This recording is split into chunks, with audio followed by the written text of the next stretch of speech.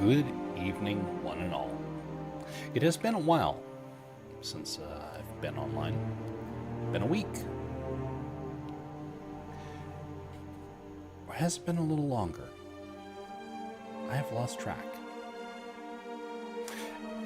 It has been a bit hard to try and get streams up and running. And so thus, I have not had a chance to really prepare for this one in the same way that I would have had for the first one that I had prepared for the Blender Challenge. This is something that starts off by being a solo venture.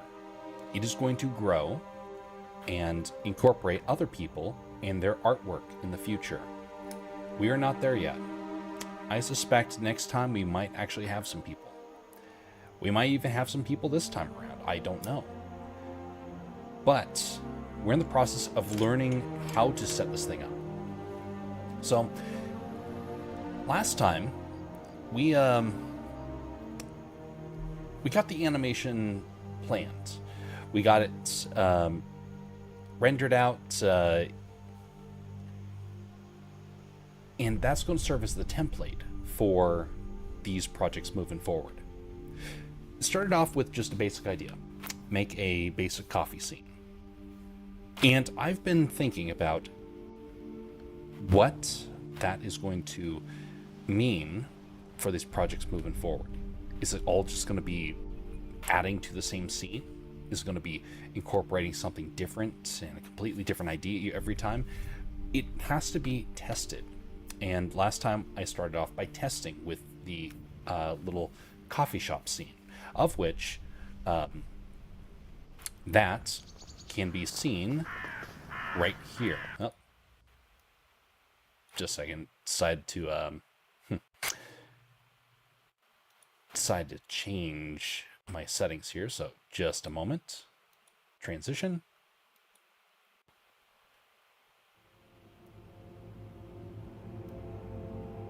There we go. Okay, now it's back. Bit of a glitch there. All right. So this is the scene right here that I was working with last time. This happens at the end of every month, the last Friday of every month.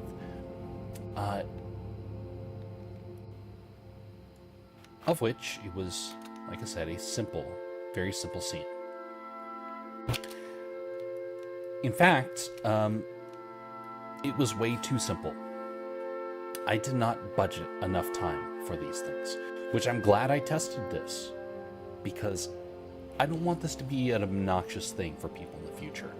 I want people to really have fun with it, and we have to have more time on objects. As such, we need fewer items. And hopefully, we'll have more people in the future to be able to do this. I still stand by my claim that this is going to be a big part of our streams moving forward. I do believe that. We're not there yet, mostly because we don't have the recognition for this. We barely have enough recognition to get a dozen views on some of the videos. So I'm not going to pretend like somehow this will take off overnight. It's going to be a long haul sort of project. And the more that we go on this path, the more sure that a lot of the planning will start to become. A lot of ideas that are just rough, poorly put together, are going to become more solidified. I'm somebody that as I work on a project, it gets more and more refined. Before we continue, I just need to double check something.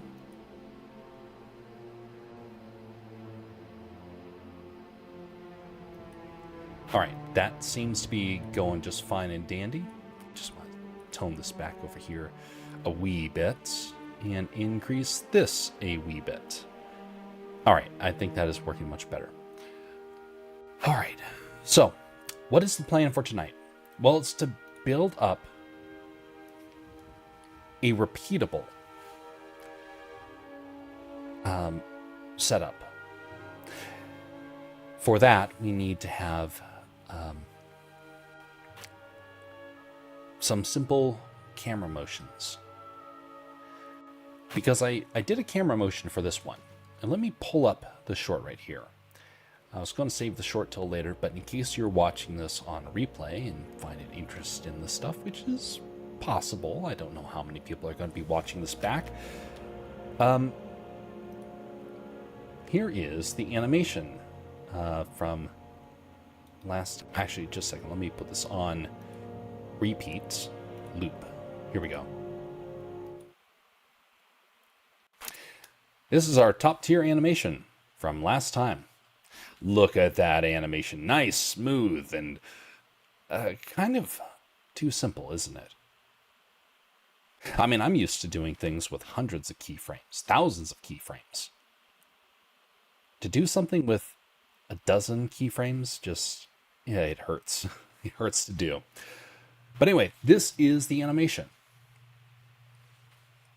Honestly, not too bad for a first time. This is done in one setting.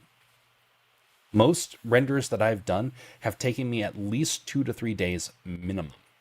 This was done from start to finish in one session.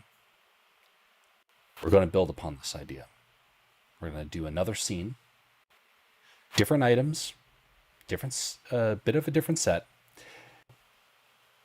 and we're going to make it where it has repeatable motions so that in the future it will be something that we can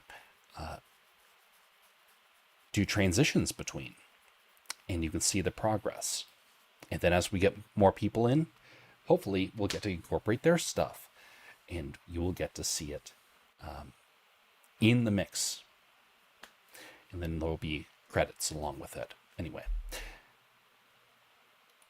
by the way, I won't be paying attention to chat as much as during other times. So please pardon my distraction. I'll just put it that way. I don't think we'll have a whole lot of people. Kind of have had a tapering off of viewers over the last couple of weeks. Completely understandable. I've not been very much on the ball for this. Understandably so.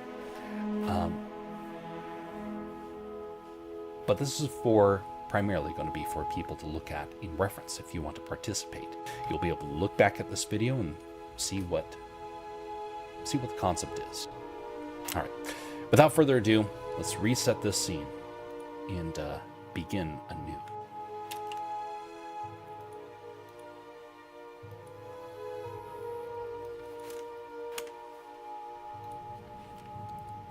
And I need to get my timer out.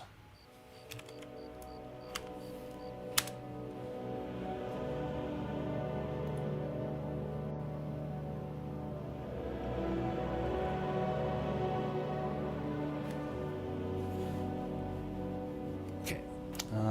Where is... There we go.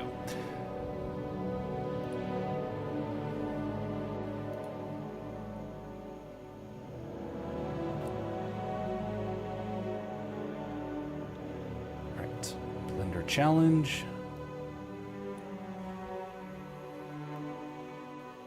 And move that around a little bit. Here we go.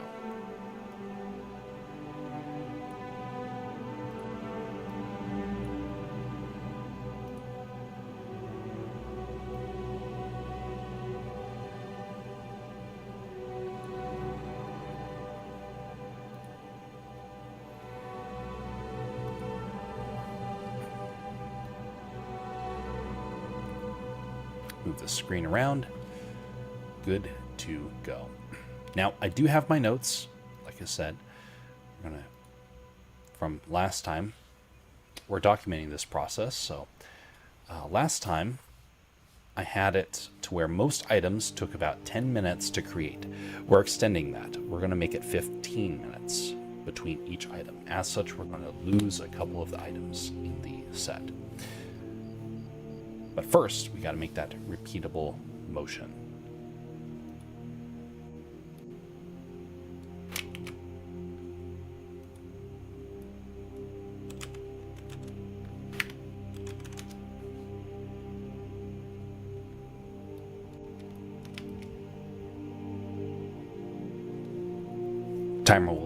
timer will begin when we're ready for the first actual model.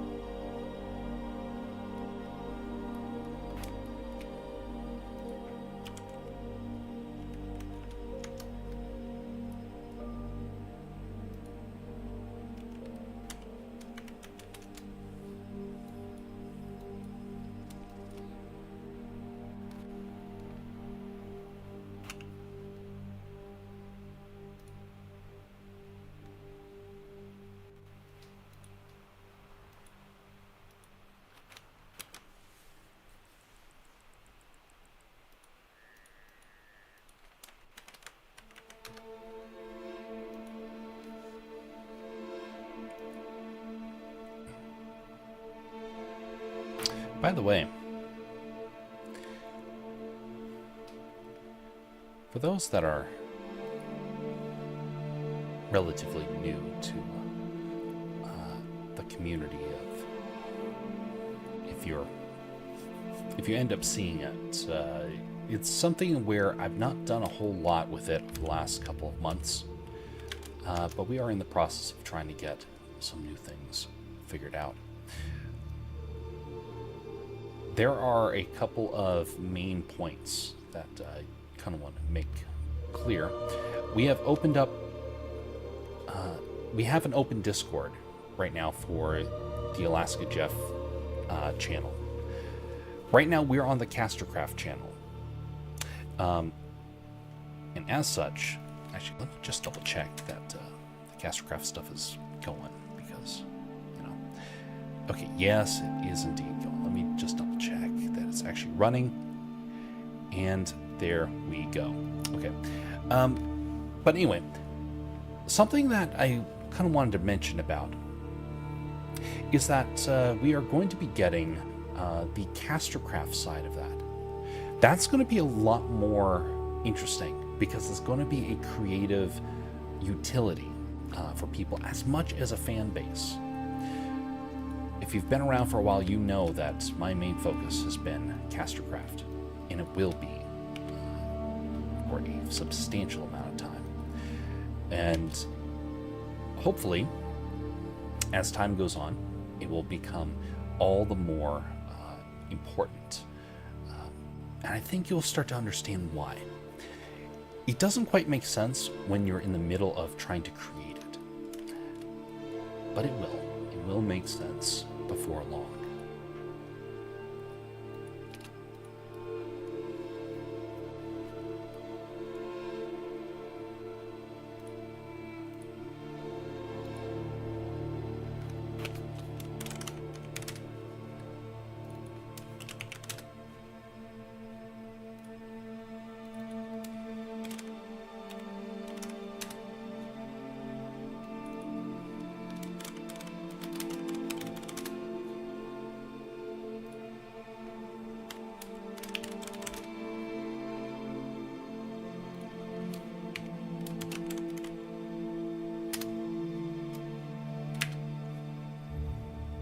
Okay, so now this item that I just created right here, let me go through the basics of this. This is our rotator and translator. Basically, I have gone with the term mover. I have used it for as far back as I can remember with doing motion graphics. Basically, it's a way to transform everything as a master parent. This helps out for if you're going to be doing something like rotating. You have the ability to rotate something in a full 360 with no problem. The camera's not going to glitch out, things like that. But you can do the same thing for the set. And there will be some of that in the future. Maybe not just yet, because that might be a few too many functions for this very basic set. Now, one of the things we're going to do is we're going to make sure that the whole set is actually substantially bigger. Actually, let me put this, let's make this whole thing called set. Set layouts. There we go, because we're going to have some different things in the future. Yeah, that's probably good.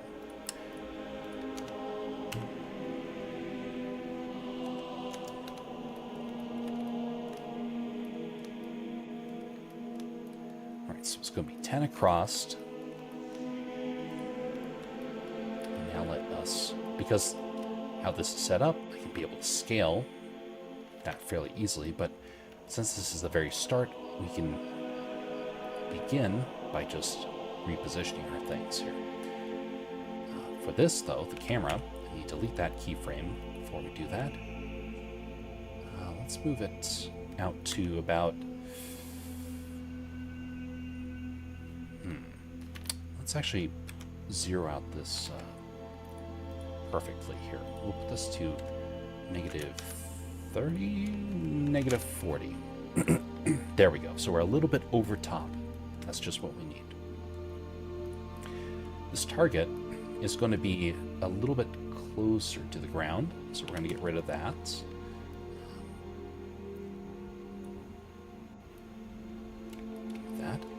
And because this is supposed to go with the camera, we're going to have to animate it along with it. And that way we can be able to disconnect it should we reach a scene that is going to require that. Let's just move this over. Let's see. Let's move this to -20. Now we're going to keyframe this again now that we're ready to actually move it around. And we're going to do the same thing for this camera, because the camera is also going to need to have that. Actually, let's keyframe it all. I'm second guessing myself here. All right, so that should be good. Let's go to the end. Yeah, let's move this over 20. Same thing here. Nope, not that one. This one right here. 20. And let's keyframe everything.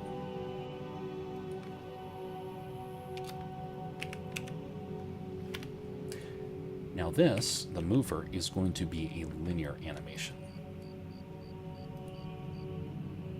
The others, not so much. Actually, we do have the ability to do something very nice here. So we're actually going to zero this out. I just remembered there is a technique that works much better for this. So right now, we're focusing around one object right there. But if we come over here and we come to copy location, we're able to do this. And over here, we're able to believe... Nope, not that way.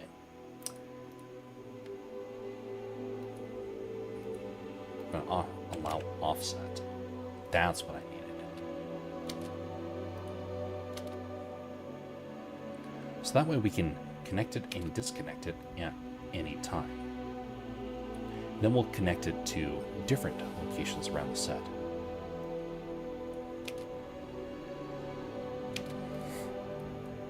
Okay, now we need a barrier.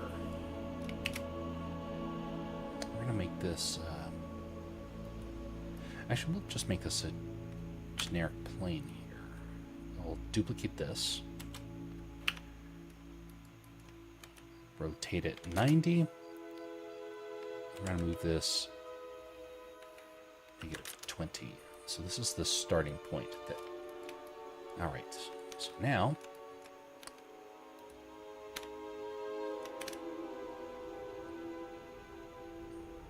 add some dimension to it. So let's go with that.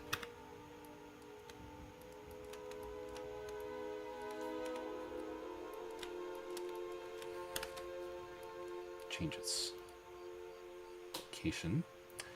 And then we're going to add in a mirror.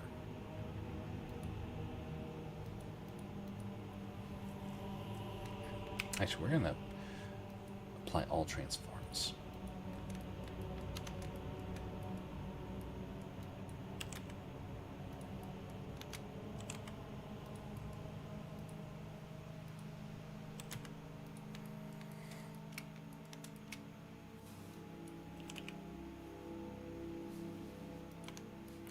So now this gives us a definite start and end to the animations. This shows us where our subjects can appear and where they're going to need to disappear.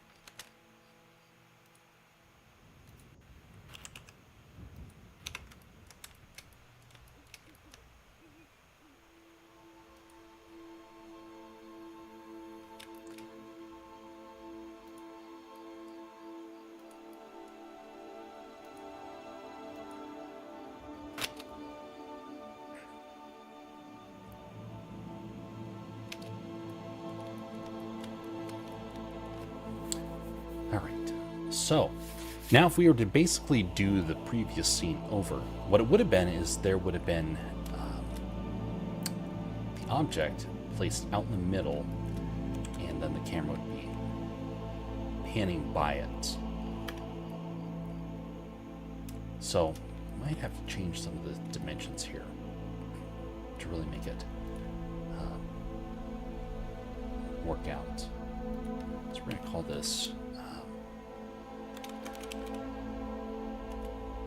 boundaries.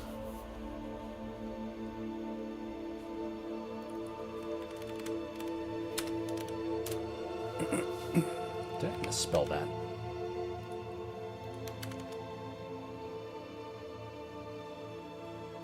Boundaries. Okay, there we go.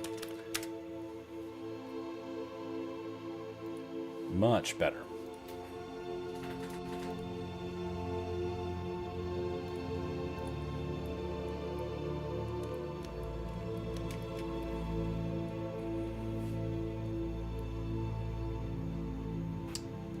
Alright, so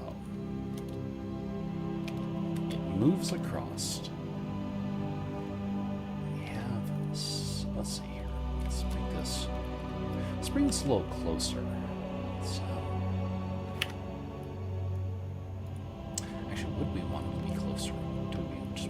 bigger. Let's change the dimensions of this place.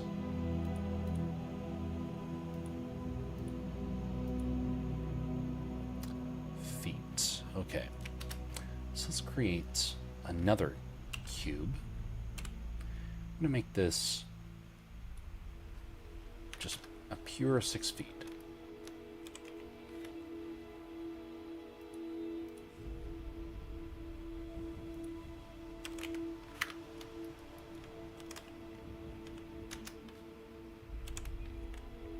Okay, so this is going to be the height of a person. So let's increase this. 0.5.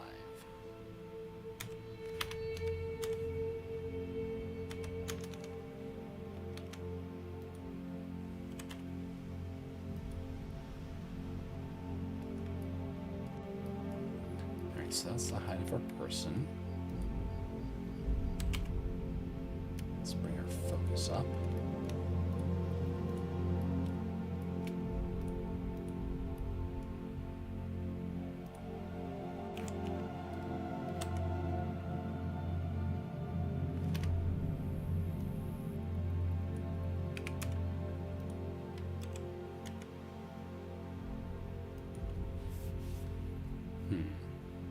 I want the rule of thirds to kind of be applied loosely. So we need to have this about head height, almost. So we'll keep it right there.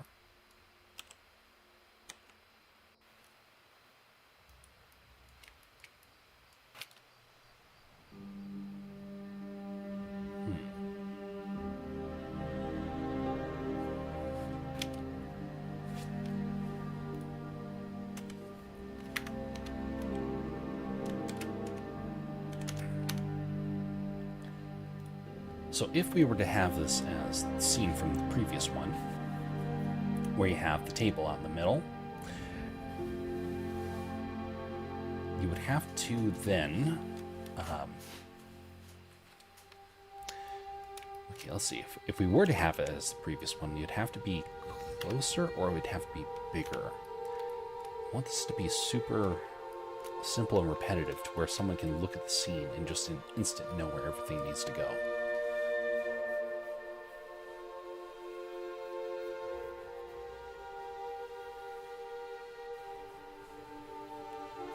You know, what if we had zones? That could be interesting. What if we had this?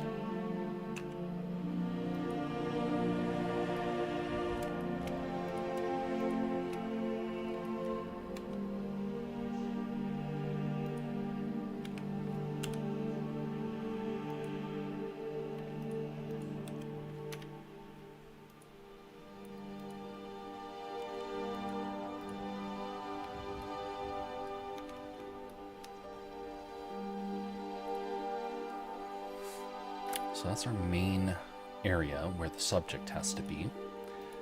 And actually, I think we can get rid of our floor. Because one of the things that we would be able to do is have like the table down here and have a person right here.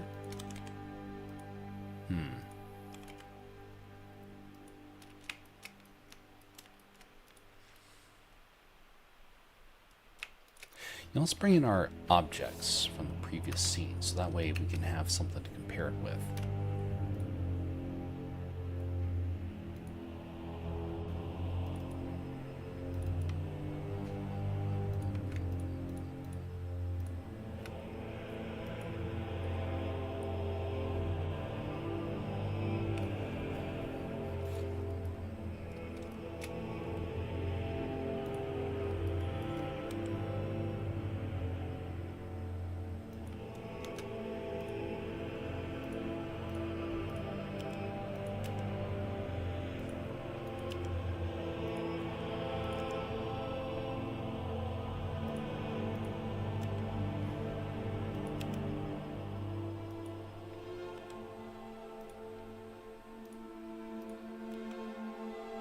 You know, it may seem a bit strange, the path that I'm taking for this, and I wouldn't be too shocked to find out that people would have a completely different idea about how to go about doing this.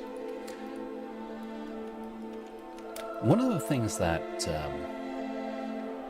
makes me different than a lot of folks that I am familiar with in this space is that I kind of tend to go about things the hard way. And I don't think that's wrong. I don't think that's ineffective. I think it's maybe not the most effective way in the world to go about doing something. But you definitely learn a whole lot in the process. And because of it, you start to find things in a different manner. And thus can kind of break free of some of the pitfalls that others fall into. Not always, but I have found there's the occasions where that helps out. Some of them are with some of my more complex projects. For simpler ones like this, it doesn't really help all that much. But it does help for when you think about the long-term implications about some of these things. Anyway, just something I found kind of interesting over the last couple of years is that doing these streams has definitely opened up a lot of doors for me in that sense. It's been a lot of random things that actually turn out to be quite effective long term. But nothing ever is clear early on. In fact, if it was clear, I would probably be second guessing myself horribly, because nothing would end up really panning out in a way that would make me feel comfortable. You gotta make sure that things are to scale in the future, because that's going to make a lot of these shorts easier.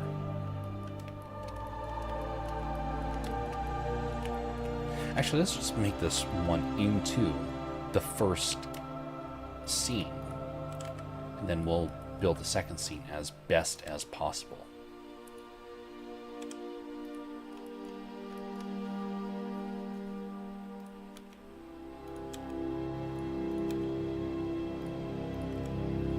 We're not going to have animation for this one. We're just going to have it to where it's just roughly set up. So now we're going to grab these items in here. And we got to make sure that we can't select some of these things. So these items are going to be in another one here.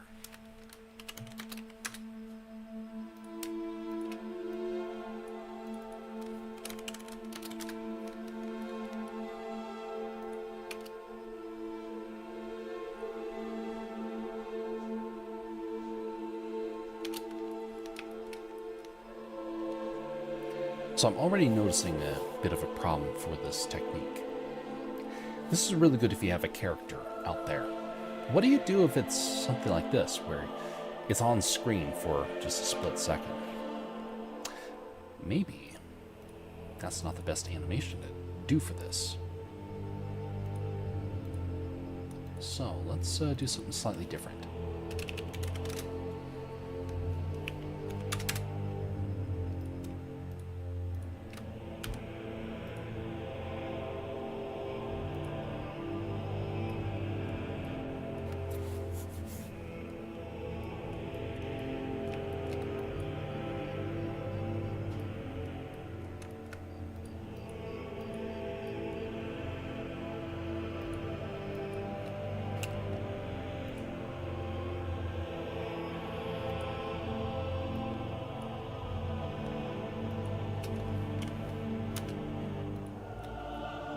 So now we have a set mover in Scalar.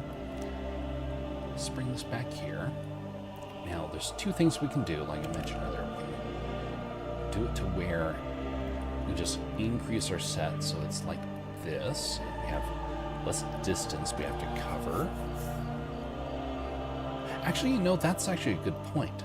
The camera does move quite a long distance, because we can move things further away from the camera. So thus it probably needs to be a little less motion here. Let's see here. I think it probably needs to be half that speed. Okay, so let's come back here. Let's move this to negative 15. Keyframe that. Come over here and move this to plus 15.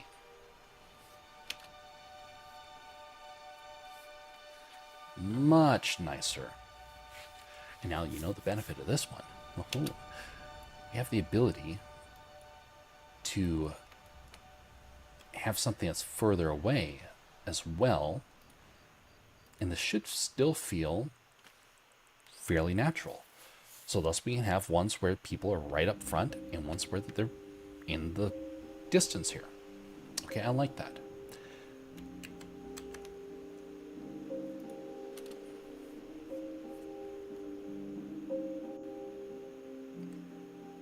Okay, wonderful. Now, one thing you'll notice with the previous, with level 1, because right now we're on level 1.1, level 1.0, the items really don't look good. I really don't like them. But, like I said, sometimes, a lot of my ideas, they don't really start out very clear. They get more clear as you go on. You should see my collection of notes about projects that are successful now, but they really weren't when I first started doing them. It's actually quite fascinating to me how it's like a painting. The more you do, the more clear it becomes for everyone else. In your mind, you have a vision, you have an idea, but no one else believes it until they see it, until they can actually see the final one.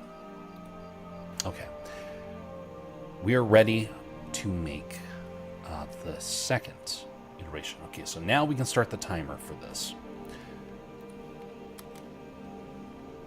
And then we'll have this as our area that we put it back in the future.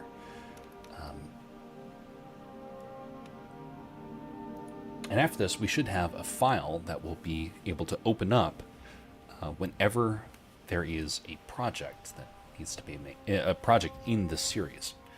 We can incorporate it that way.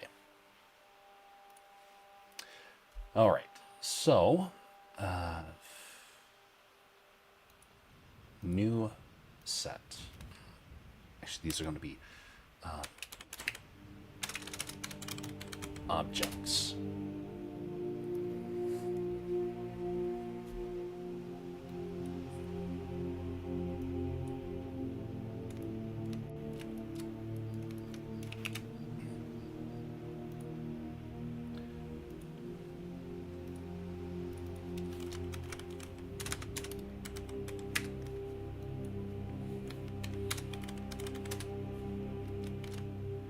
Boundaries. We're going to have a couple boundaries that we make.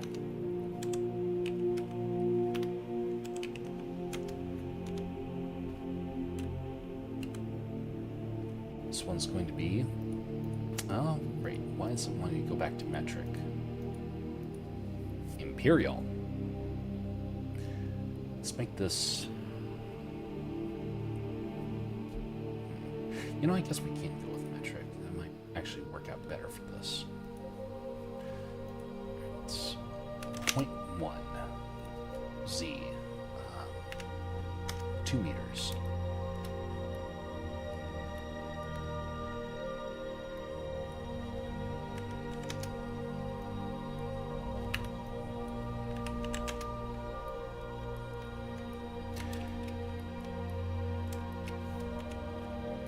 Something I also got to remember, I'm going to get some different music for when we have our Blender challenges in the future. I do have a rough intro done, and there's actually going to be an intro with it and everything. It's going to get fairly complex. The vision is quite grand, of course.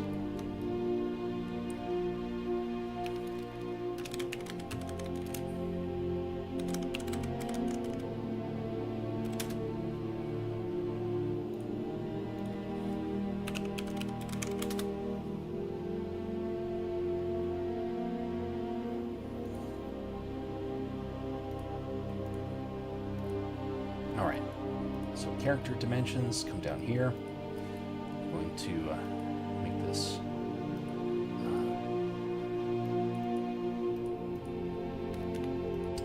wireframe.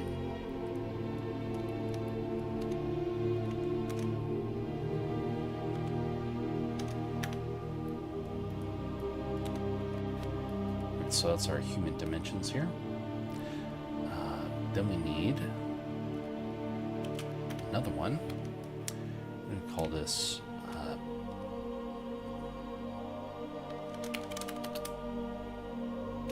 let's see, what do we want?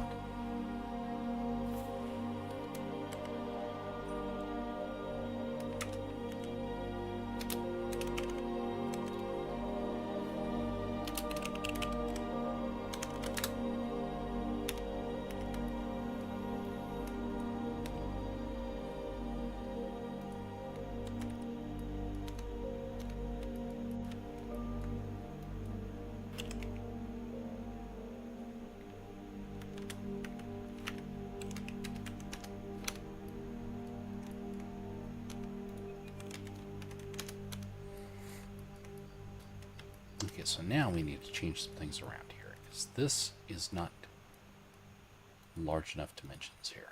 So let's move this to 0.01.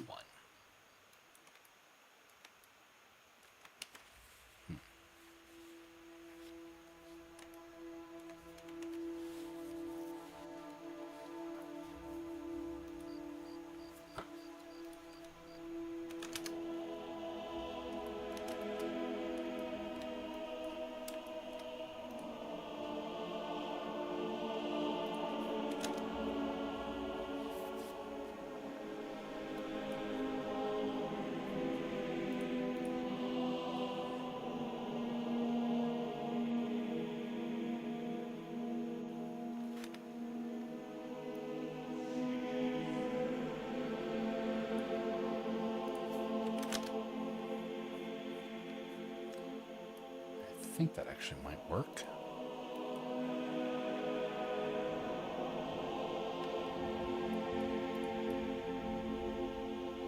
We can always shift that around in the future. Okay, so now we have our two options here. Move that over. That's 3 foot.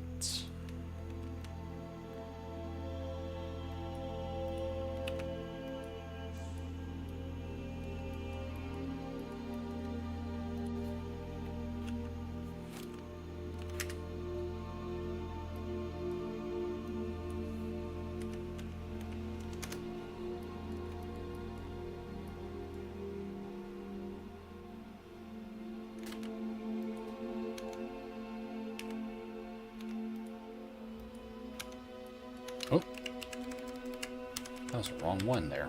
Huh. I was wondering why it didn't seem to move around.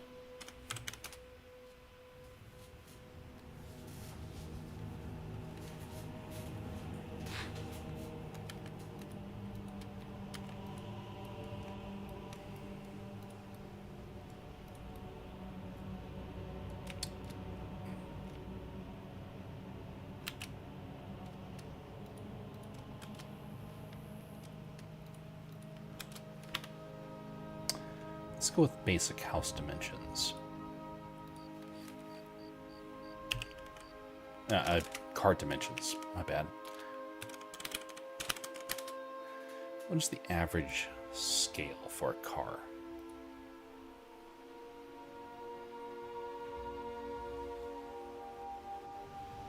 All right, the average vehicle.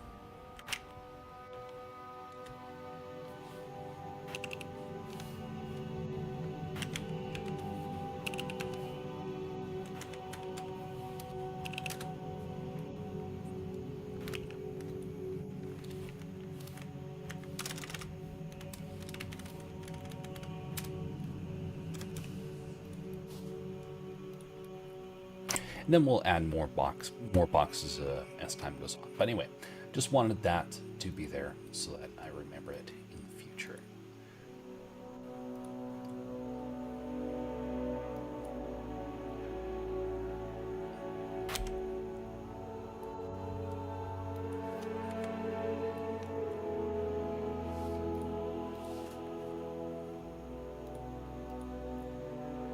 All right.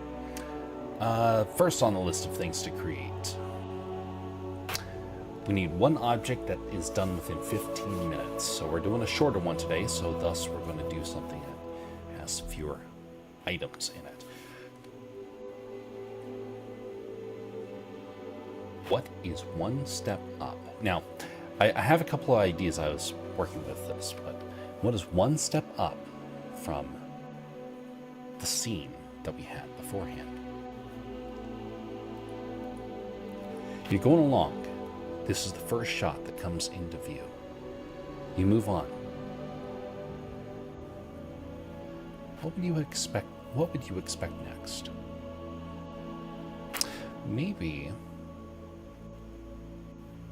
another shop? Maybe a snow globe? Be fairly simple.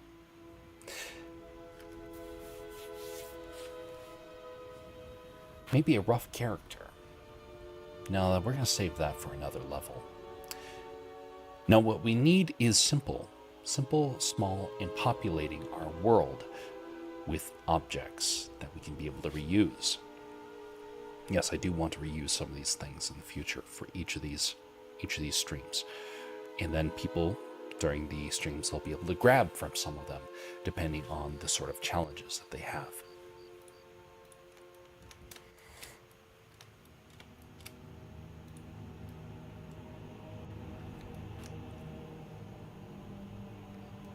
So the blank set. It moves across, and we come across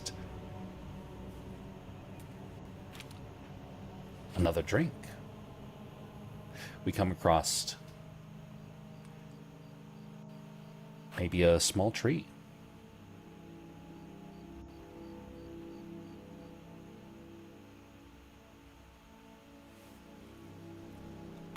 Well, of the items that I listed, the low poly stuff is not going to be considered. That's a little too simple for these things. So, right now, a small shop is the best option. We're going to add this almost as if we went through a door. Where on the other side, we see the other side of that coffee shop that we're in. So that means we're going to need to have something small, simple. We're going to stick with maybe a cup that, oh, get out of here, you bot. Good thing that they're so obvious how fake they are.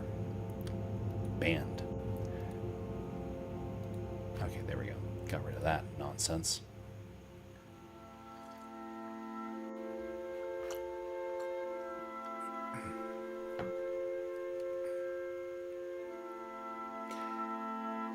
Golly. Streaming platforms need to get rid of ads. They need to get rid of bots. If there's going to be a cost to these platforms, absolutely, I'm for it.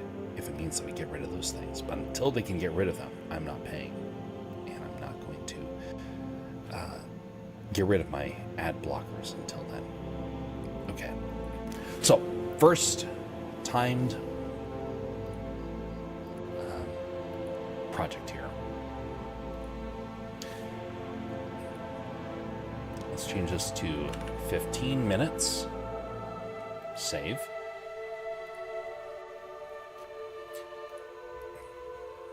Come back over to objects.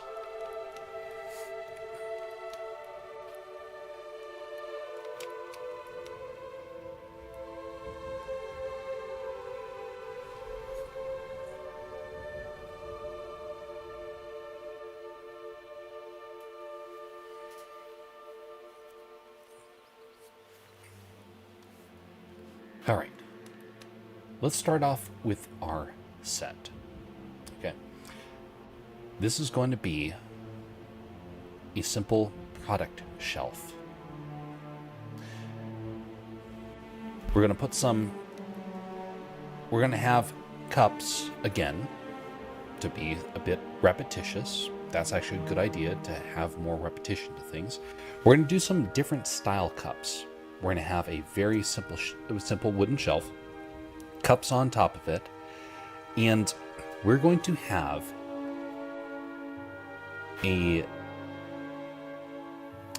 either a coffee bean on one of the areas of this shelf that rolls off somewhere, so we have some animation in it, or we're going to have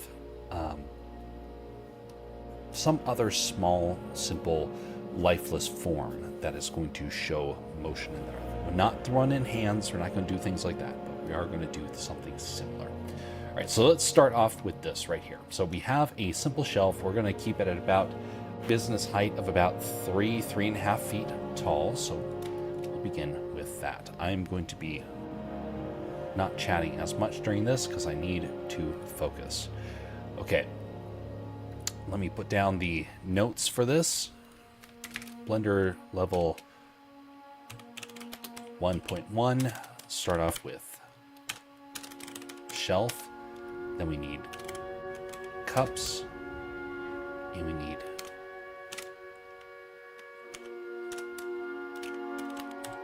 coffee bean or something of the likes.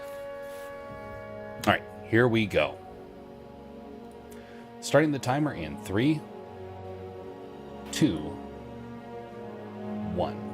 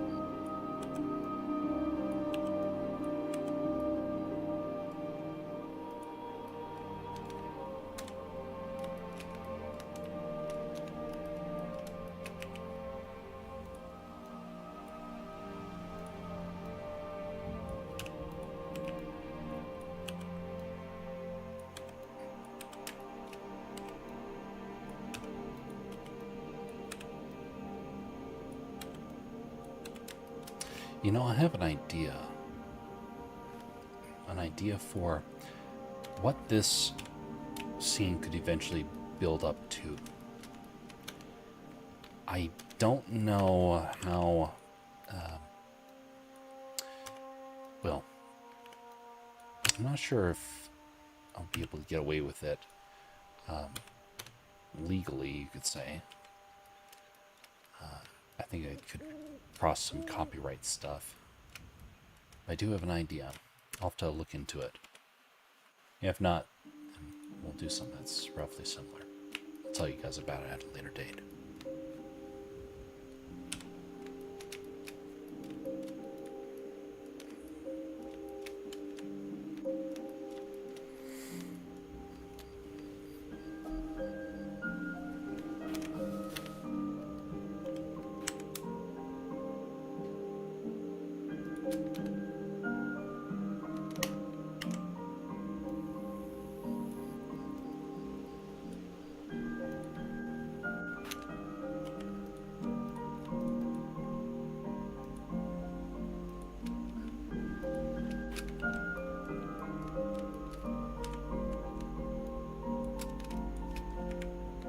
I tried doing this whole concept a couple of years ago, trying to do short animations from start to finish, and I found out I didn't have the skill set to be able to pull it off. I spent a lot of time trying to develop the idea, and I still have the original file, but Blender was not very robust back then, and so when I tried it, and this was not supposed to be for streams, it's supposed to be just to churn out content, I couldn't pull it off. No matter how hard I tried, it just would not work. And part of it was that Blender lacked a lot of the resources that it does now. And so thus I was trying to work with tools that were unreliable. And here I was trying to make whole full-length shorts and just could not pull it off. Well, since then, Blender has gotten much better in its with its community and being able to really give you good, reliable resources. The program's far more stable; it doesn't crash as much, so it's no longer a concern. But it was a concern early on. Otherwise, I would have started this channel probably back in 2015. Was when I first started dabbling with it.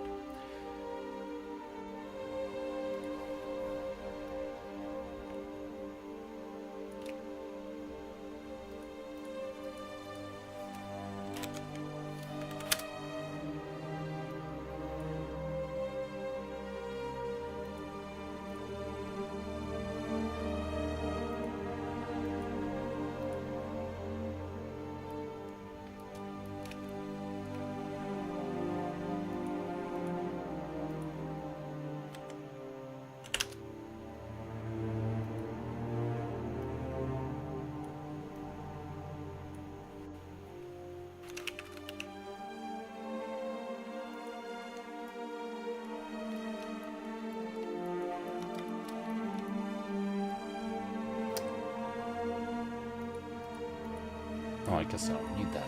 Okay. Let's try to get rid of that seam that was appearing. I don't know if you could see it on the stream, but there was a seam there I was trying to resolve. Okay, so now we have our basic shelf. Let's copy this over.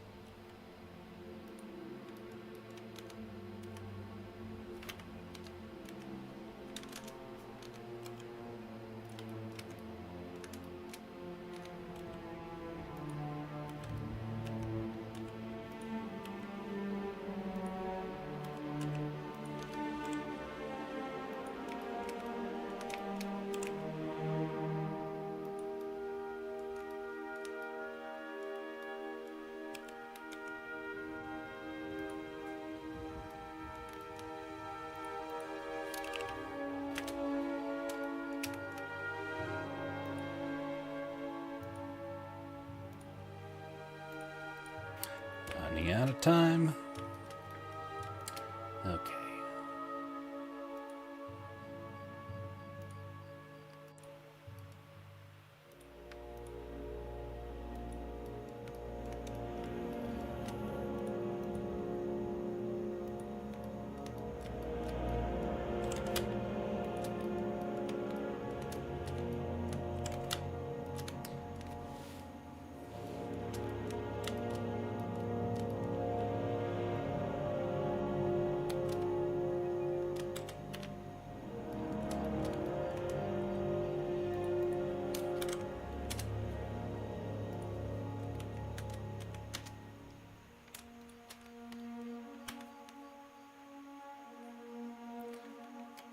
I messed something up there.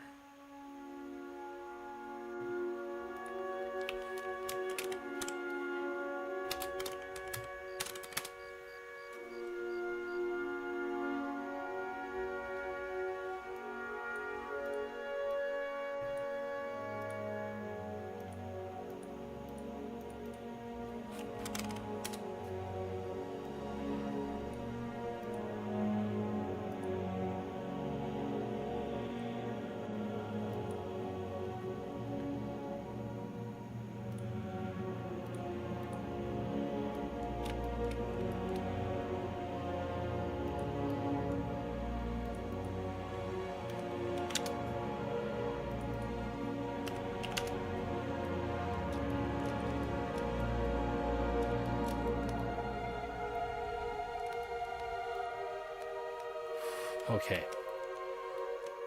That was a close one.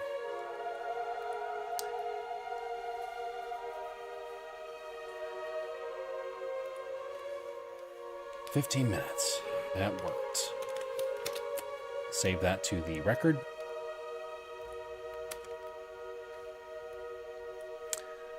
All right. Blender challenge.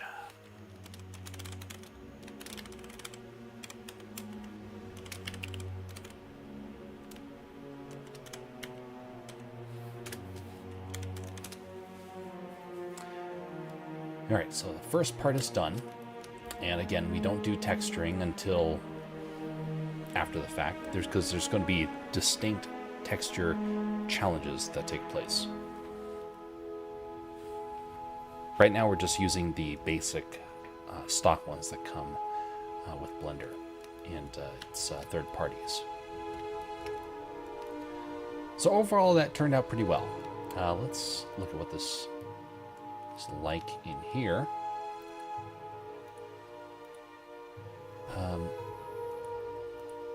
Let's add in some shadows, some cavities, so it stands out a little bit more. Now, I didn't cut into the boards themselves. I kind of wish I had done that. But that will work out just fine, because it's kind of hard to see when they cut into the boards. But it's something where when you pan along, you're going to see these things fairly easily. All right, I like it. So shelf is good. Now we have to do another cup. Now the previous one did not turn out well. I hate how that previous cup turned out. So we're going to go with, we're going to start off with a mug. Just get into the groove of it. We're going to again do this for 15 minutes. I think the 10 minutes is just a little too close, especially when it's myself. I know that I'm a decent speed. I'm not the fastest in the world, but I'm also not the slowest. There's a lot of people that probably will come up with far better ideas if they have 5 extra minutes. We basically don't want simple shapes. We want things that are artistic, that took some time, that took some effort. But we don't want them to take forever. So thus we're finding the compromise of just 15 minutes for the time being.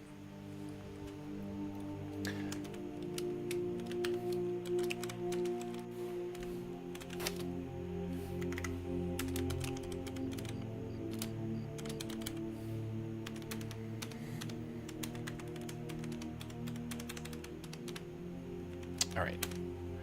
Prepare this. By the way, if you find anything here interesting, I would appreciate it if you would consider liking or commenting. If you don't like it, I understand. We're in the process of learning here. What happened here?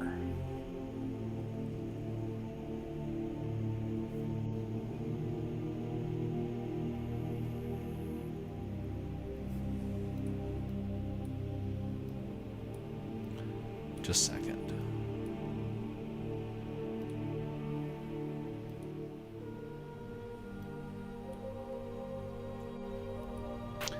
Window disappeared.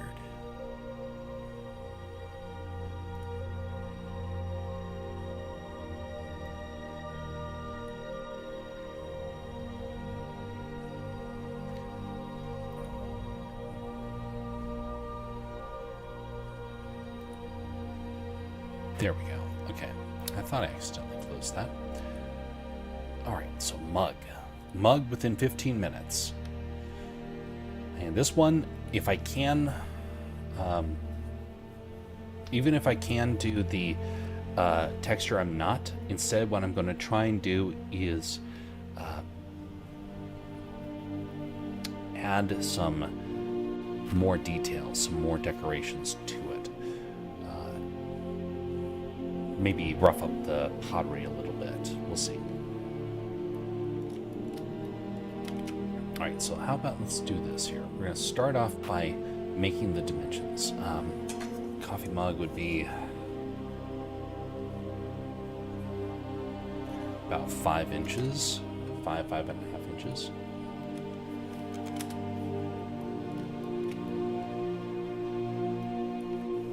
About 3.5 inches across. Yeah, maybe 4.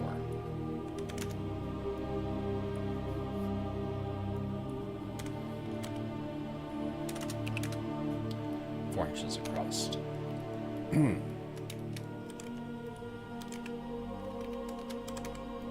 Alright, starting the timer in... Well, actually, just a second.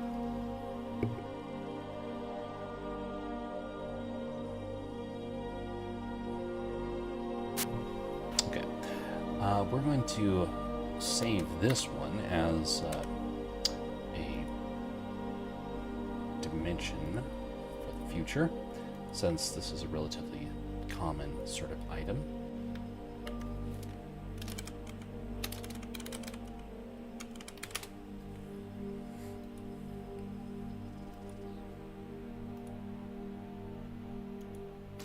All right, beginning in 3, 2, 1.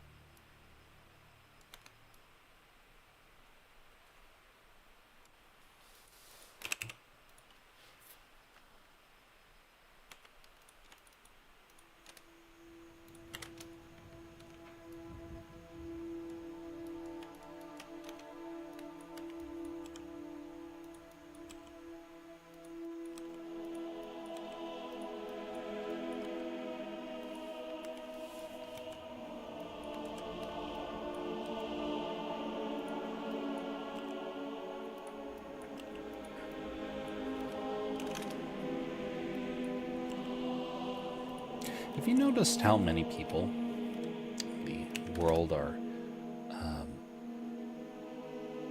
kind of would fall into the category of a coffee snob? Now, I don't have anything against coffee lovers. I know there are some people that are super, super passionate about having their daily beverage, but I never quite understood it in the sense of that I never was bitten by that bug.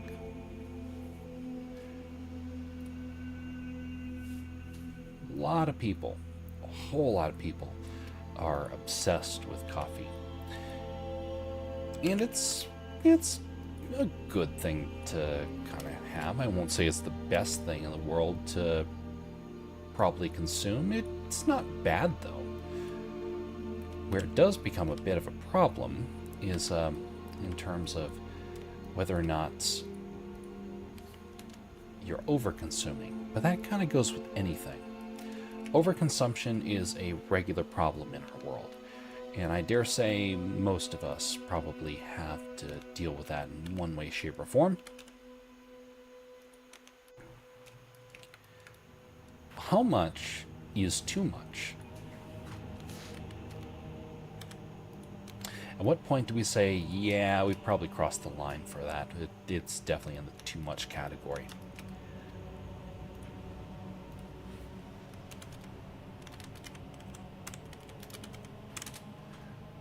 Pull up a reference here because I want to make sure to get these details correct.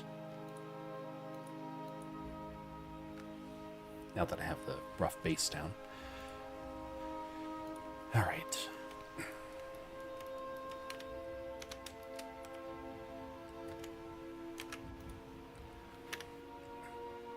When I think of something as being too much, it usually is when you start to say, I need something. Have you noticed that if you were to evaluate things that you need in this life, how big is the list?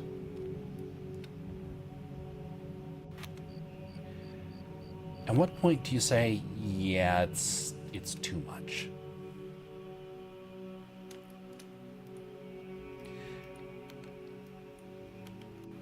If you need something,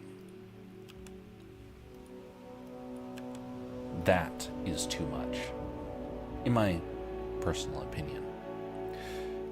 If you need something, well, let's put it this way. A need is something like you need good health, you need food, you need water, you need rest, you need lodging. You don't need coffee. You don't need tea. You don't need a game. You don't need a movie. You don't need a sports jersey. You don't need a refund. You don't even need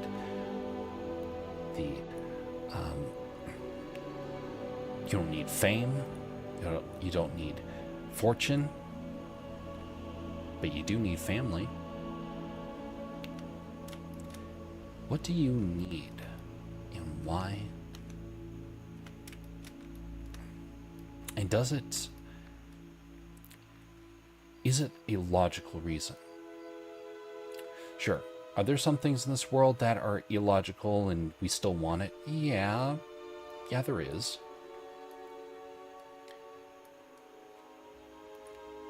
But I dare say, the things we need in this world, it just makes me kind of laugh with how little we actually need. We just need the basic necessities. And friendship and family is on that list of necessities. But any sort of substance, no.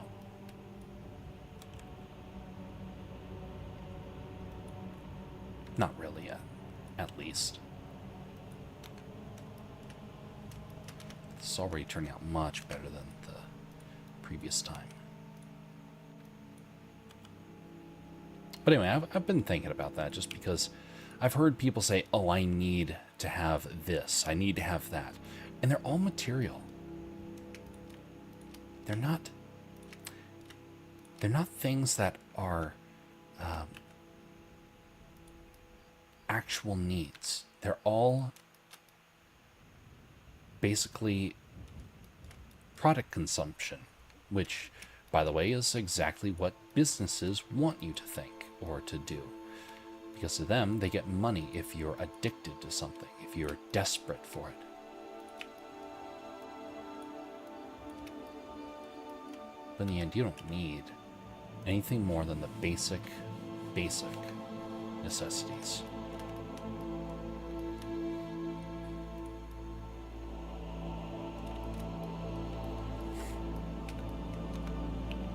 You save a lot of money when you approach life in that way.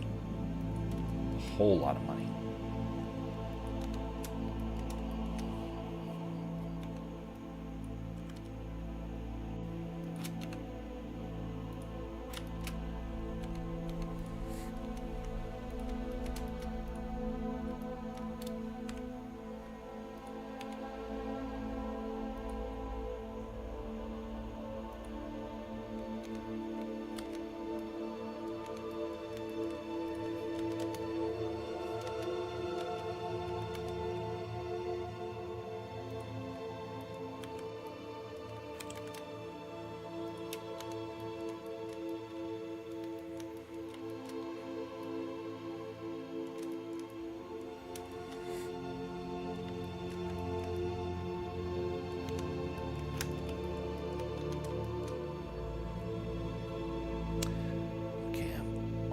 Done with this, and looks like we have a little bit extra time, so might as well add some extra detail. What am I going to use for my inspiration? Okay, we got that. Oh yeah, we need a lip on here.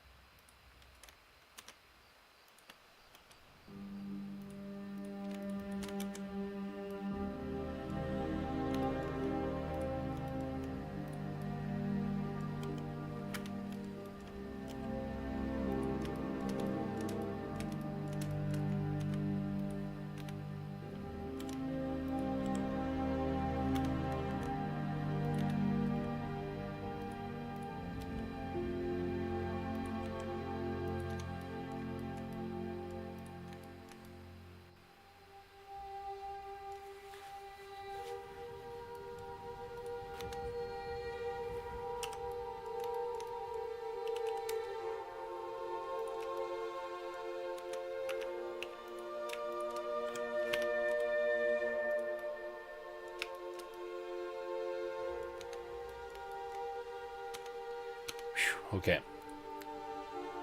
Dismissing that. All right, so that was that's definitely more time than I needed, but it gets more refined the longer you work on it. So I guess that probably is still in the clear. Did it turn out perfect? No. I was jumping back and forth between a lot of different ideas, but it still turned out better than the previous one. So yeah, I would definitely say a bit of an improvement all the same. Oh, I don't want it there. I want this in a different collection. Mug. All right, so we need another one to put on the shelf. Actually, let's go back and let's build up our shelf a little bit. Set layout. Let's add in our first object.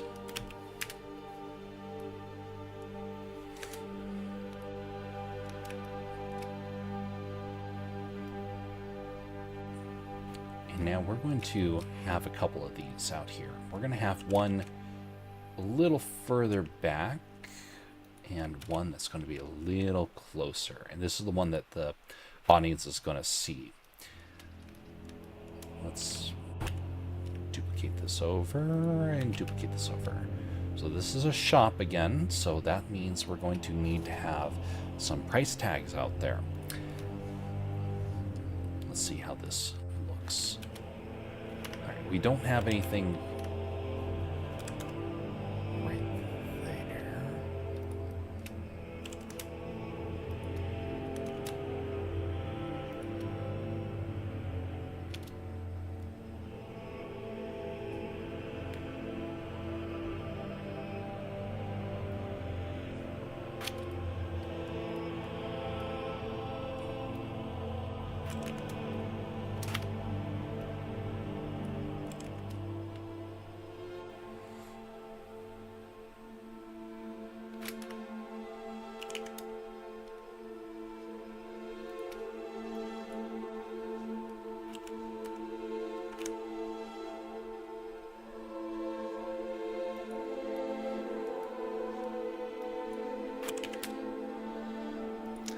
All right, that should be decent. By the way, folks, again, if you're on the Rumble or YouTube side, would you consider liking or disliking the stream? I'll take both. The goal is not to necessarily become the not necessarily supposed to become the most highly upvoted stream per se. It's supposed to just become something where I know that people are real. The world of bots has made it tough to tell, and I dare say most of us are going to come to realize that most videos out there, especially those that have millions of views, are mostly fake. I would rather have something that's genuine. Right now, likes and dislikes are a good way to gauge if someone is real or not. This is a bit of a simpler project for today, because we're preparing for the Blender Challenge, which is something that people are going to get a chance to participate in. This is going to be for amateurs for the most part, but it's going to get to the point of where there are going to be some opportunities for pros.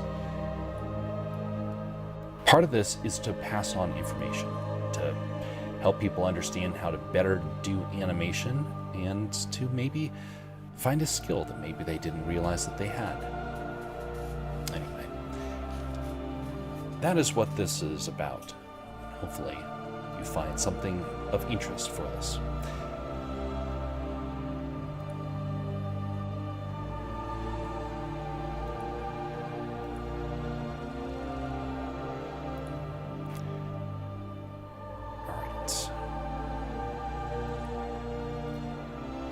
On to the next part of this, which is adding in some mugs. All right, collection instance, mug.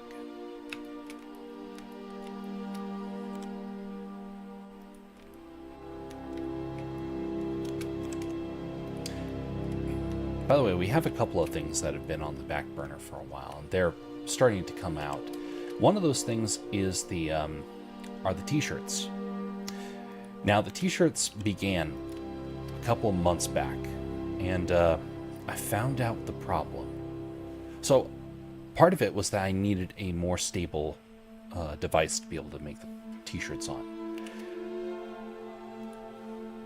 Well, there's another thing that happened. It was the gap between the screen and the shirt. When the screen was too high up, I was losing a lot of paint, and thus it was making for some terrible imagery. It was just too thick. I think I figured that part out. So we're going to be doing that very soon. I was going to do it the other day, but my device ended up having a little bit of a problem. It needed some refining, so expect to do that soon. We also have another thing that we've been working on. That is the first art redeem in a long time to actually start happening. The art redeems, for those that don't know, were something where people could submit channel points to get pieces of art for free. Well, there was one that I had to go back and do work to try and pull it off. We have officially began that, and that is Milo by the Fire. It's going to be a multiple day sort of piece of artwork, and it has already had its first initial sketches. The next set of sketches hopefully will be tomorrow or the day after, depending on what the schedule ends up being. But anyway, that is now back on the list as well. All right, back to this now fully.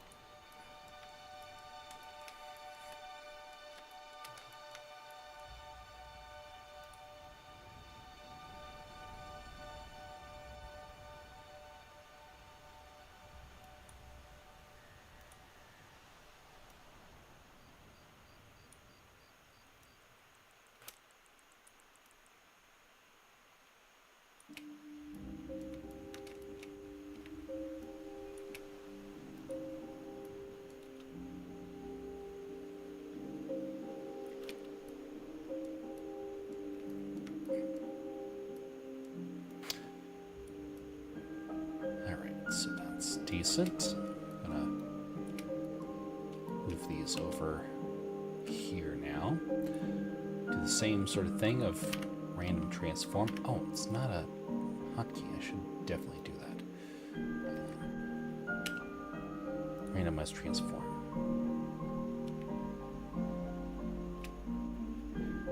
Yeah, work.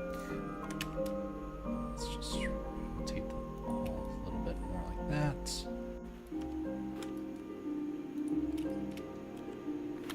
Now, technically, in an effective shop, you should have them all lined up perfectly, but this is going to add a little bit more of an organic feel to it. Not a realistic feel, an organic feel. Hopefully it works out.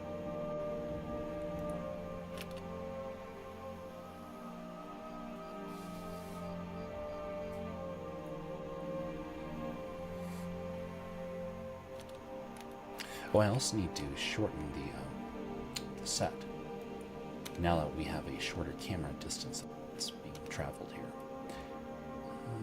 Right.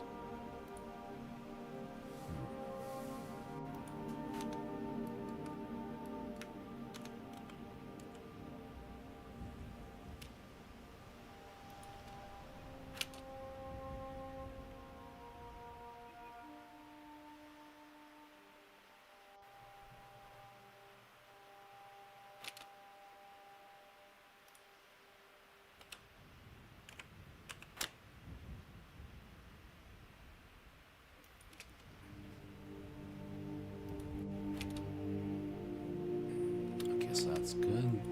Apply scale. And lock the set.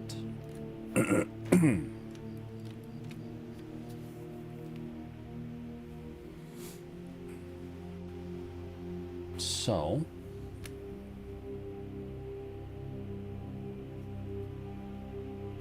thus raises the question.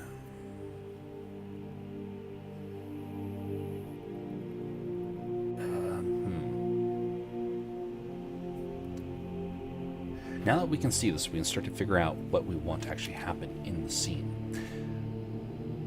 I want this basically, as the camera progresses onward, things keep getting more and more complex. So you can see an actual progression of the set, going from the original. I just think it's going to take a moment to load. So going from the first one, it's then going to go on the other side of the wall. Actually, let's bring in the simplify, because this is the this will work out better for our set layout.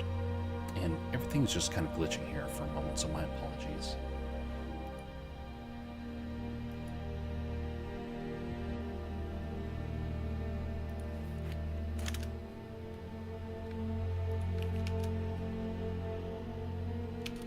There we go.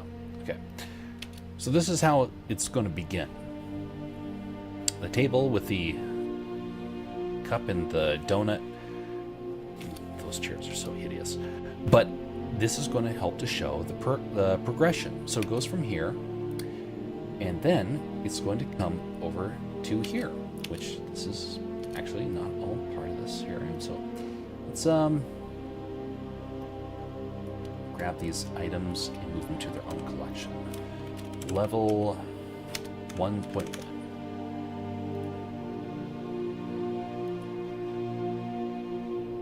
Hide that. Okay, good. All that is there. Perfect. Lock the camera so that it doesn't budge on me. Move that up here.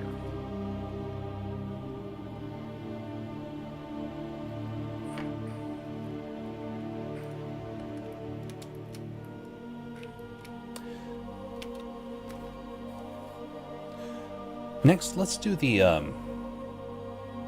prices.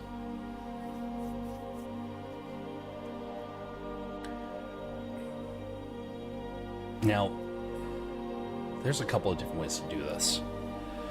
And this is actually a very interesting challenge, because do you make this as a 2D element, or do you make it as 3D? I think it makes more sense for the challenges to make them all 3D.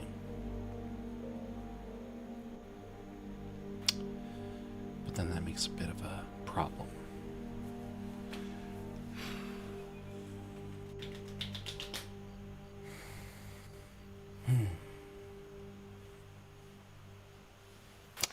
How do you do this? We definitely need the prices on here. Are they going to be little strings with them tied on? Is it going to be a little barcode?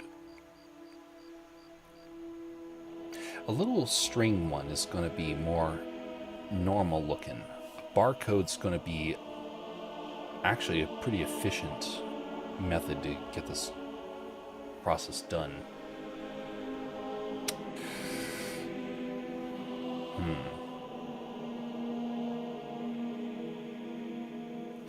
Could be little cards as well. Yeah, yep, cards. That's how we're going to do it.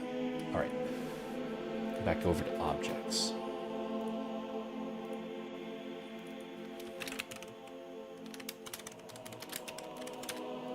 Because that way it can be 3D. I have relatively few problems. Okay, let's make set this thing up again. We're going to go 15 for this. Technically it should probably be 10, but we're going to do 15s for these ones, since the previous time we did this, it was all 10s and 20s.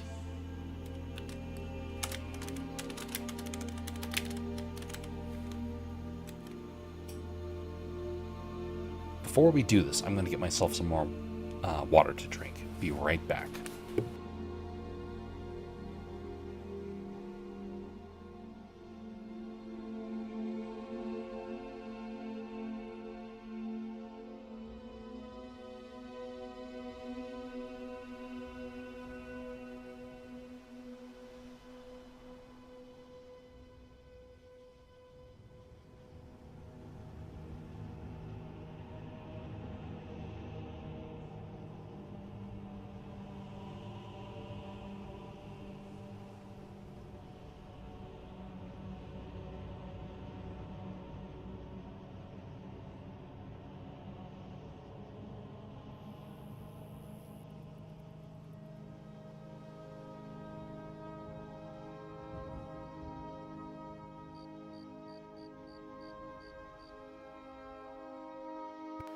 All right, and here we go.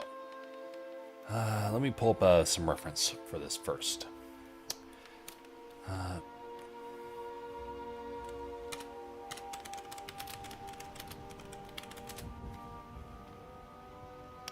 should always start with this. Always start with a reference, because it helps out tremendously. And in fact, every artist should be referencing things in the real world as best as possible. And I have not been very efficient with that. Okay, I like this. This is going to be most helpful. All right, so that's one idea. I'm going to pull up another idea just in case I see something that stands out.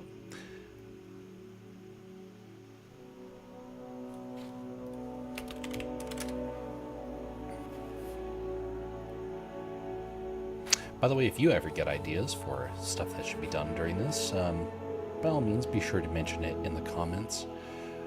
Wouldn't much appreciate it. You know, it just, not only that, but it also helps me to get an idea of where people's interests lie. Kind of like how there is a short, very short episode I'm going to do after the hiker animation is done, and it's going to be of an aircraft taking off, because that was an idea that was put out there. I've really been thinking about that. It's relatively easy to pull off, so might do that for one of the challenges, might do it for just the sake of it. We'll see.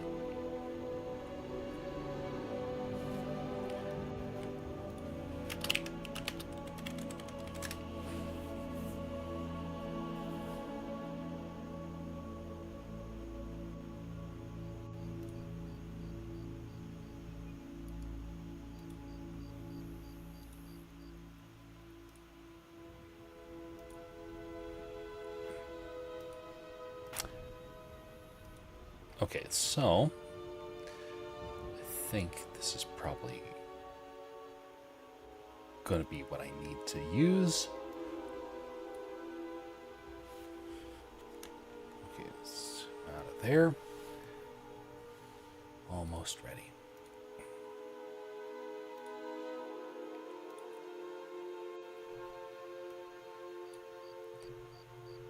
There's so many great ideas that people have out here.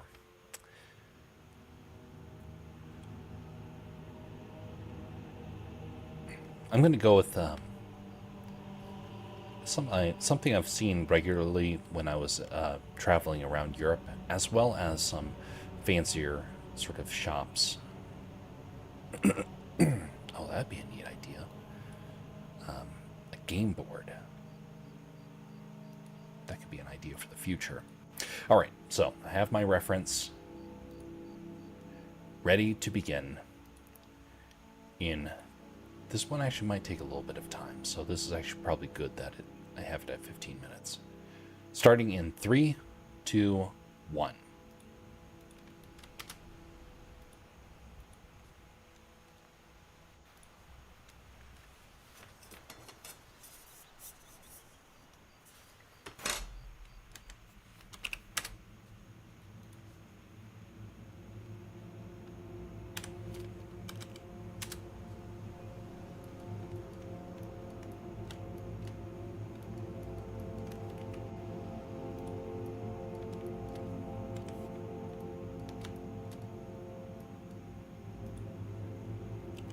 Now this one's going to require some textures. I do realize that.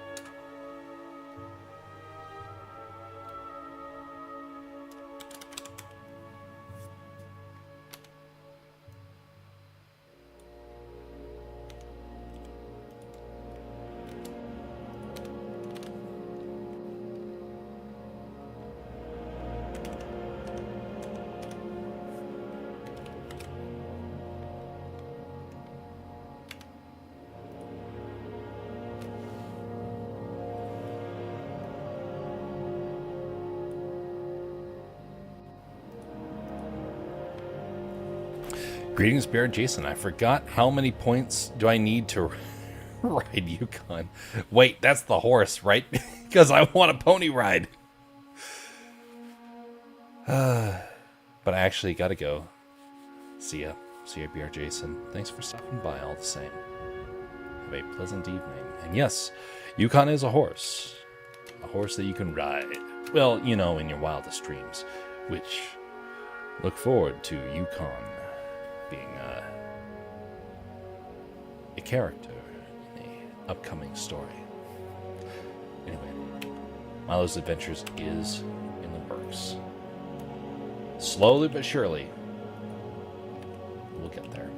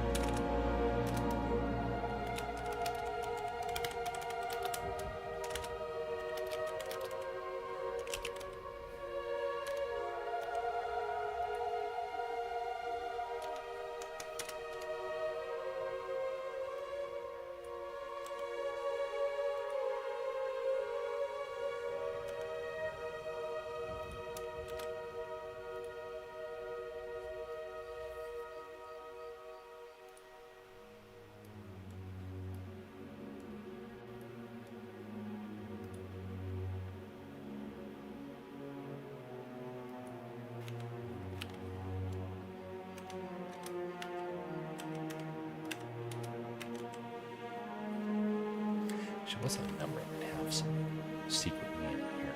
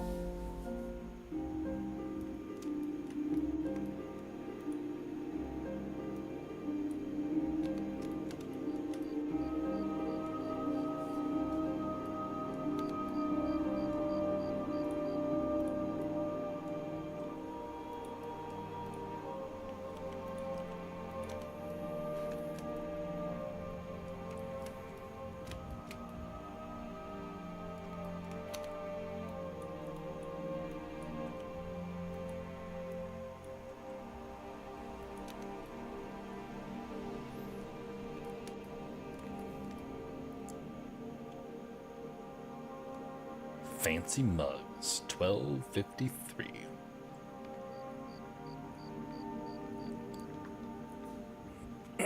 I know, it's fairly cheap for mugs these days.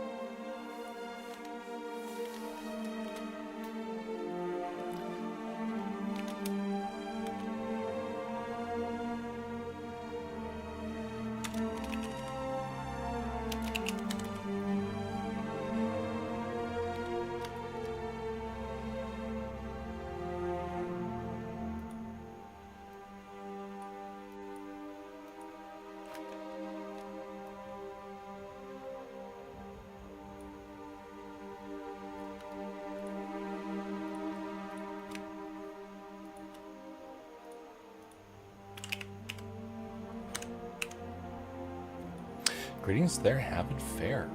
How are you doing, sir?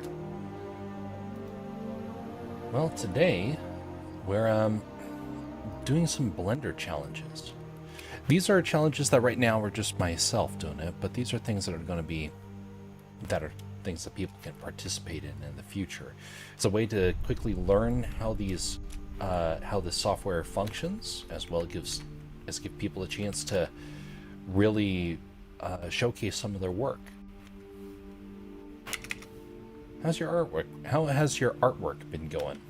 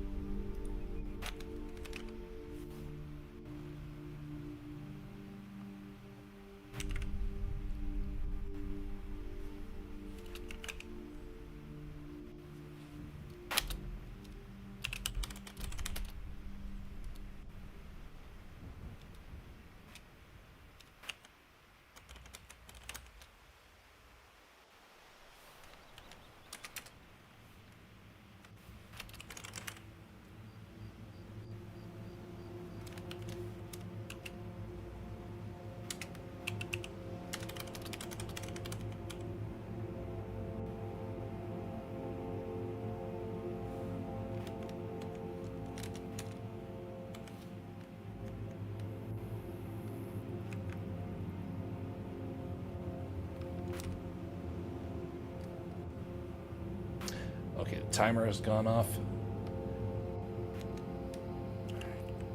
Not quite the look that I wanted for that, but it's good enough. Yeah, the number's going to be the same for both of them, because all about trying to get the process done, not about being perfect. Making progress right now. I'm just enjoying my latest improvements. Later, I'll be back to struggle with what feels to be the grind, which leads to next improvements. Wonderful. But now is fun. Are the challenges doing the signs or the content on the signs? Good question. So let me pull up what happened for the last Blender challenge. So we started off this stream with that, but this right here is from last month's Blender challenge. A very simple scene, a very simple animation. The goal is to make an animation from start to finish. It's going to be done through a series of 10 to 15 minute, sometimes 20-minute sections in order to create the elements that go into the scene. This was the prototype. We are now on the second iteration of how these Blender challenges are going to happen. The next time around, I think we'll be ready to have some people joining in and doing some of their own artwork. And then they'll all be added together to a final scene so people have a chance to showcase their work with group projects. Anyway, it's an idea I've been thinking about for a while. It actually was sparked by by a stream that took place at the end of December, and been wanting to really dive into this. Haven't had the time to really dive in headlong. Well, it's much appreciated. That's one of the simpler animations that I could have, but at least it's in the ballpark. If you check the Castercraft YouTube channel, you'll find some much better animations. And actually, just because I haven't linked that in a while, for those that are watching, this is the main channel. It's also on Rumble, but Rumble really doesn't like promoting this stuff, so I've had a heck of a time trying to show anything on Rumble. So for right now, this YouTube channel is the best spot for that. These renders will be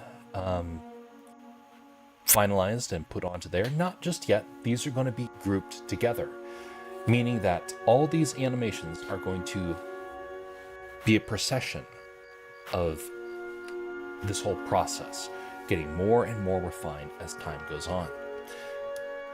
Hopefully, by the time we come to the end of the year, there will be 2 or 3 iterations of this. And the idea is that maybe it'll be every 3 months. Yeah, every 3 streams, it'll end up all being rendered out.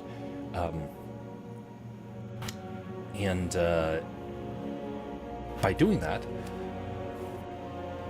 we'll then have an end of year one where all of them are stitched together. So people have the chance to showcase their work through there.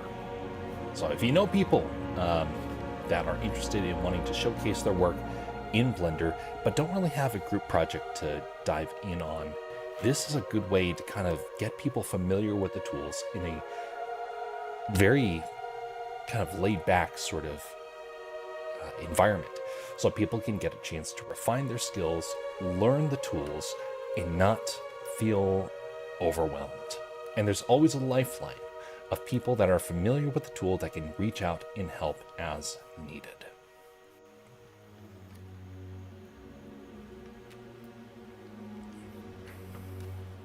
Okay, so now, price card 2. So now we come back over to our set. Now let's add in the price cards. Price card 1, and price card 2. Sounds exciting. I hope it does. We got a ways to go. But there is a ton of potential with this. If done right, there's a ton of potential. When I was getting used to doing my animations, I didn't have anyone to reference. Nobody would help. Mostly because people were too busy. Well, I don't want people to feel that way. I want people to have a place where they can say, hey, you know what, there's a way to kind of learn, to get a showcase work, trying to get the skills to actually get yourself out there and competing with all these big league sort of stuff. It's near impossible for people that are brand new. This gives them a leg up. It gives them a chance to find their footing. So anyway, I think it has potential. But I guess we'll find out as time goes on if whether or not it's actually going to kind of do its job.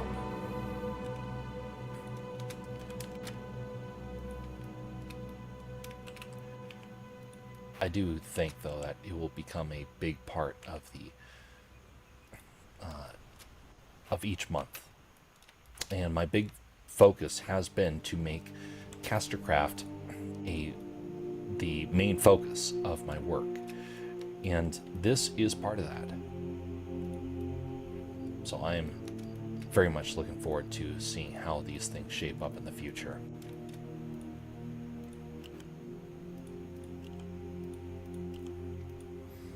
Right now we're adding to the set, and right here this is our scene. It's pretty simple, but kind of like the last one, the goal is to have a simple set, a simple animation, and just be a little bit more refined than the previous one.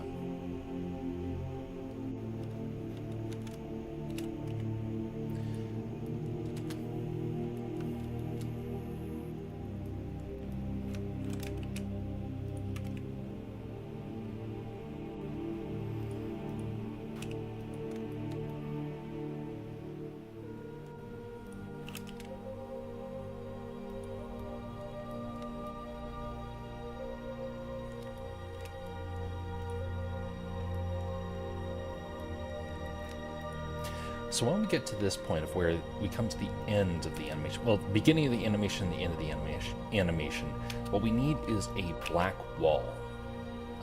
That way well, not a black wall. We just need a wall that the viewer cannot see beyond. So let's add that in.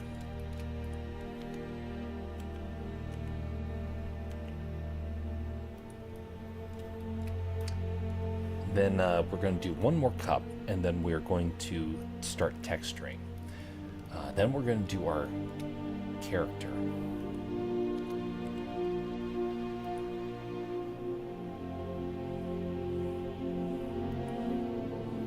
Stand by, things are glitching.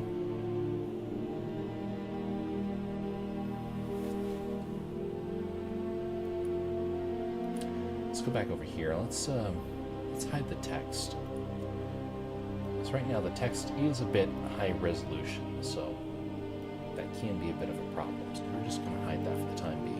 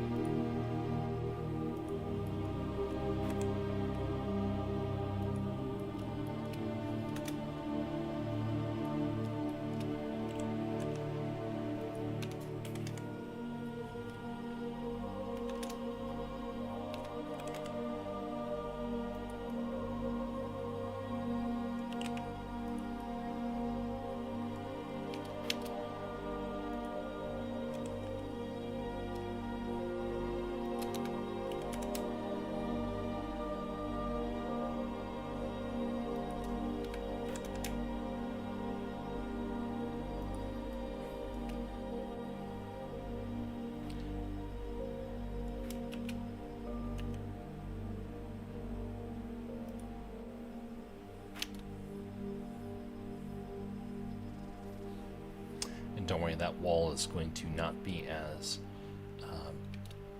in your face here in a moment.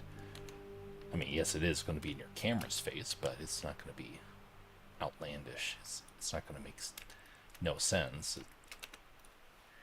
What we're going to have is that this is like a corner area that we're looking out. So, come back here, review that again. Okay, so that was like a pillar that we just went past. We see the items on here, and we go back to the pillar, and then it resets. So now it's a looping animation. Maybe we'll render out the shorts in this way too. I don't know. I kind of like that though. Alright, so I need to get these on the back shelf too. So we'll use this one. Since we're going to put tall ones over here, we'll move these to the back shelf.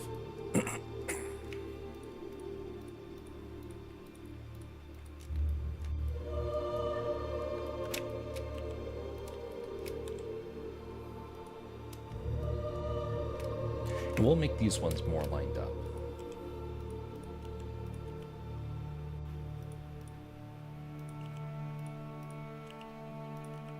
Just a little bit more uniform. Still a little bit organic, where it's off just ever so slightly.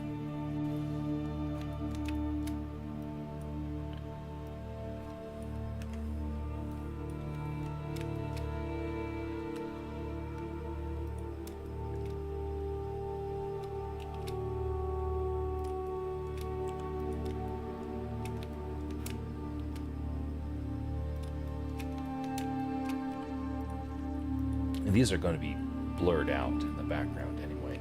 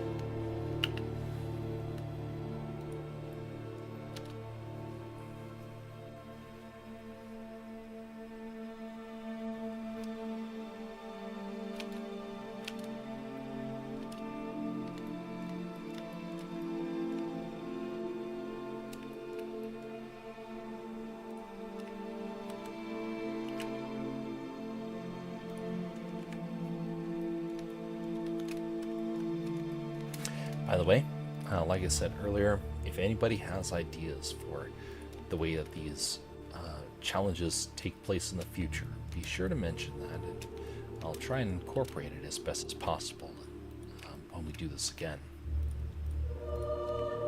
Which, again, that is at the end of every month.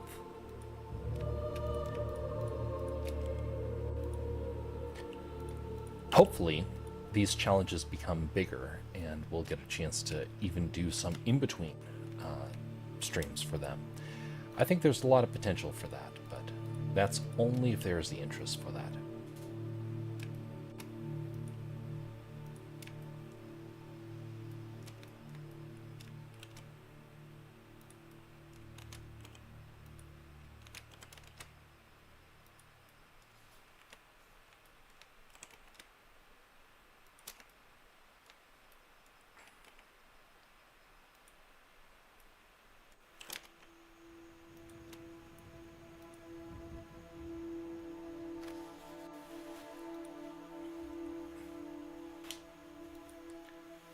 Alright, so we're on to the next item here.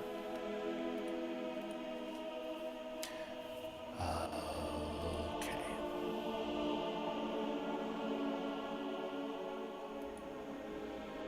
If you find any interest in this stuff, would you consider liking and possibly commenting if you're on the YouTube or the Twitch side? It'd be much appreciated. If you don't like this, by all means, dislike it, and I will welcome that still, because that means that you were a flesh and blood human being that found interest in art, even if it wasn't your cup of tea or a cup of coffee in this case because of the set that we're in. All right, so we're going to do another cup. It's going to be a tall cup. So this is going to be a repetition, just because this is a good way to solidify technique.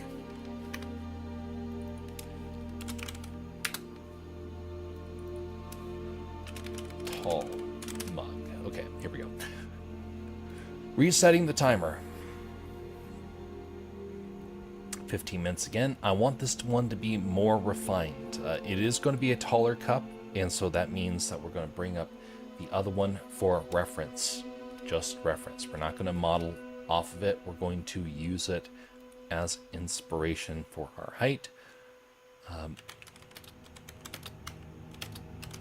Let me pull up a reference image of the type of cup I want to try and model after.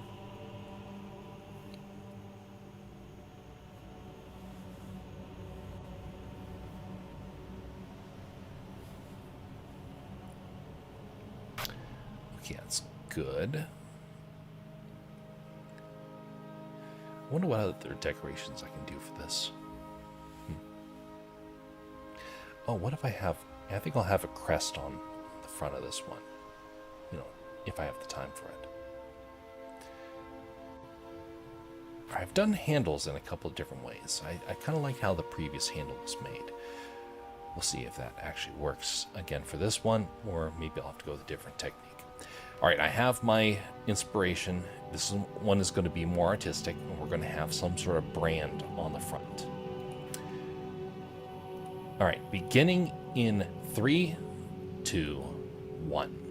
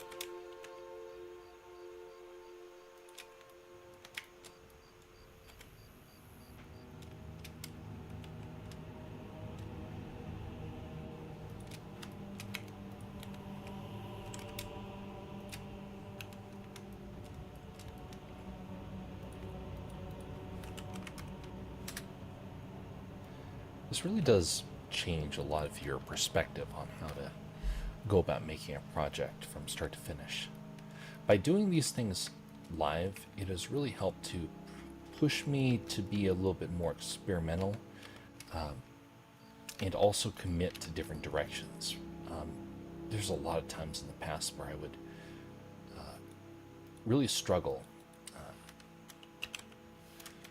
to know the proper way to go about doing something. I would go back, delete it, do it over and over again. When you're streaming it, you're going to stay committed to it a little bit more a little bit more often. In doing these streams where I'm having to basically stay committed because of a timer, that has added a whole nother layer of difficulty to this.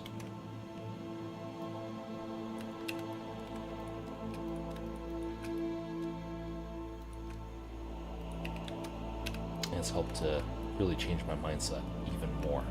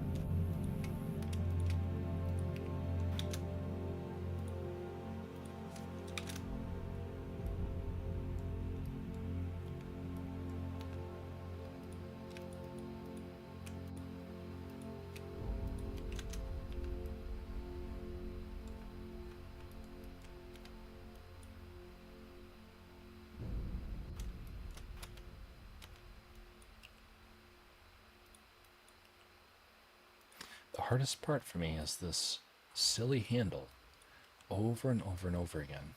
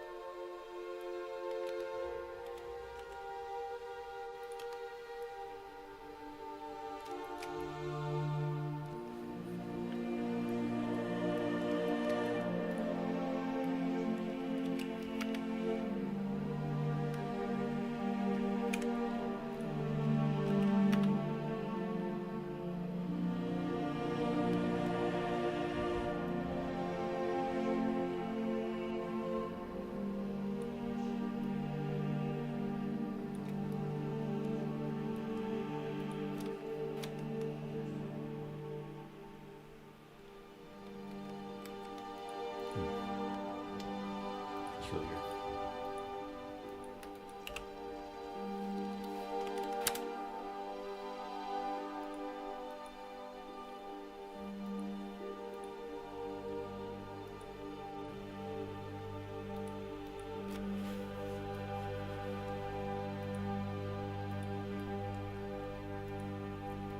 I think I need to reinstall the Bool tool in Blender.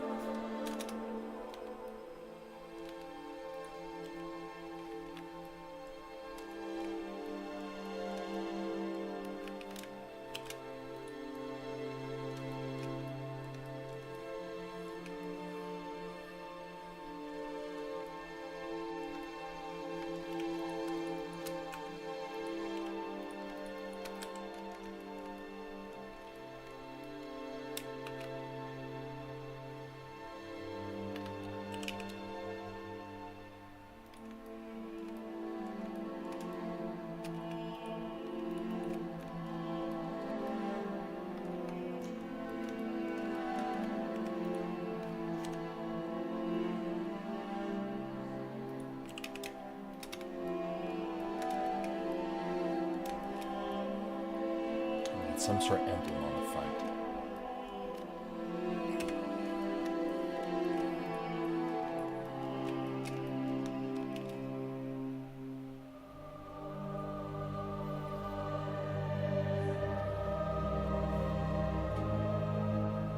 Go with simple text.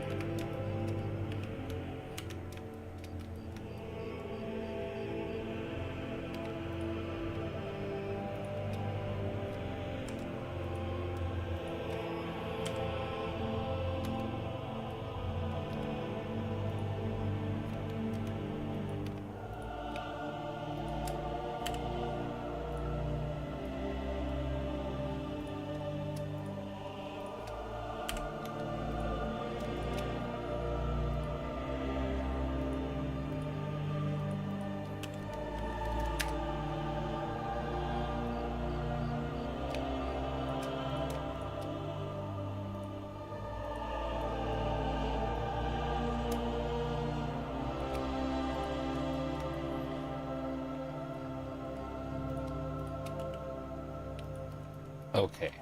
Phew. That was close.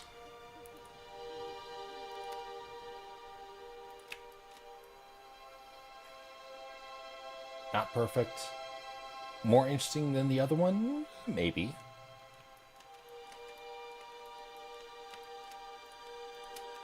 Small tweak. There we go.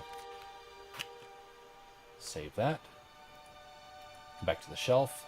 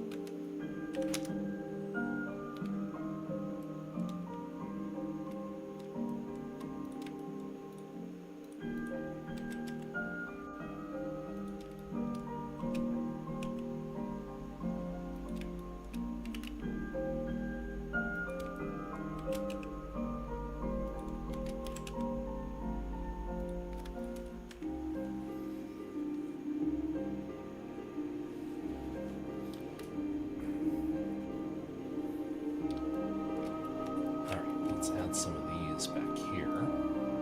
Let's make the shelf the tall ones. Now, if I remember right, I can just come over here, change it through collection. Wait a second. Let's hide this one for a moment. Go over here in instance. This is it.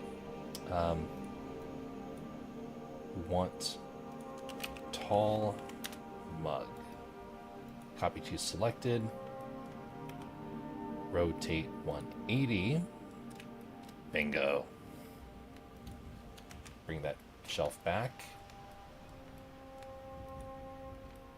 Now let's add the tall one over here.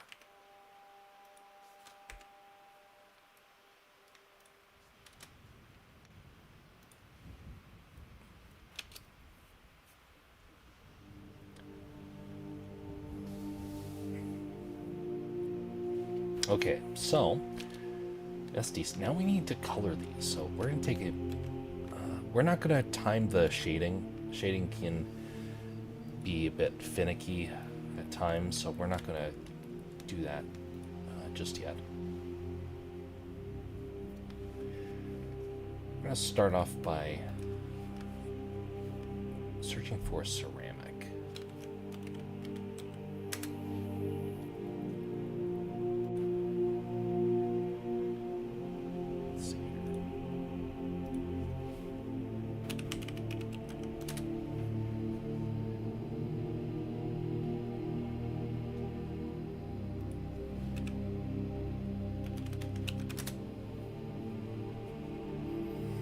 Oh, that's actually pretty good.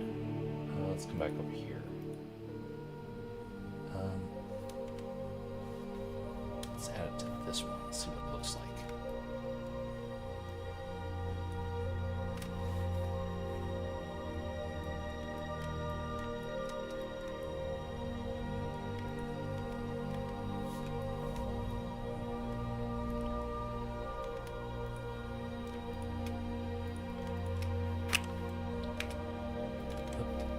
Copy over that.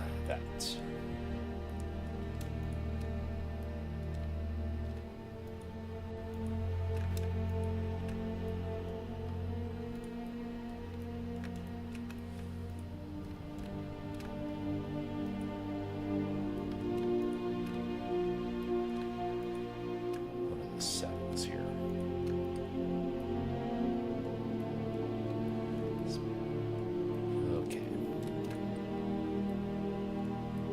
Why is the color so weird? Oh, there we go. So this is how we change that.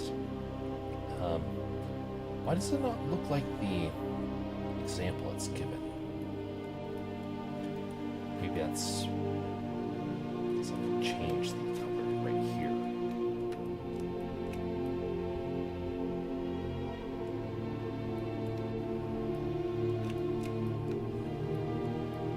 What's income look like? Pointiness. No pointiness.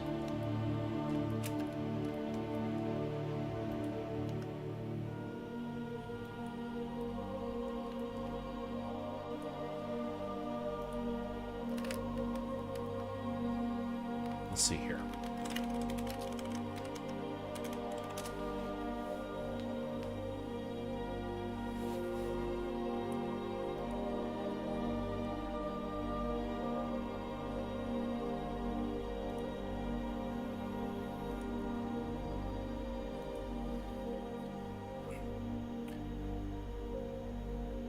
Oh, that's why. Not in cycles.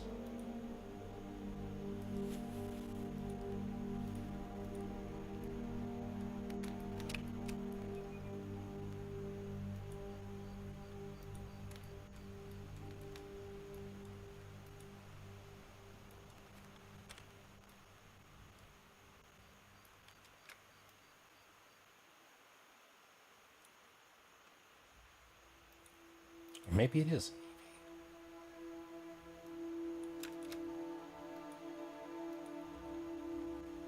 Oh, no, yep, it is in here. Okay.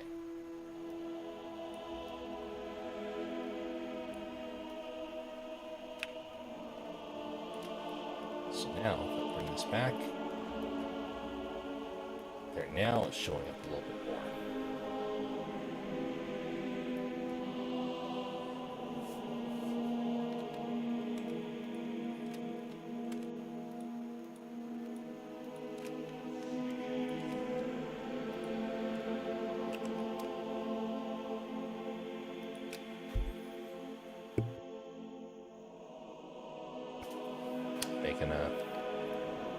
Taking a little bit of creative liberty with that because I just want to see if I can get this to work.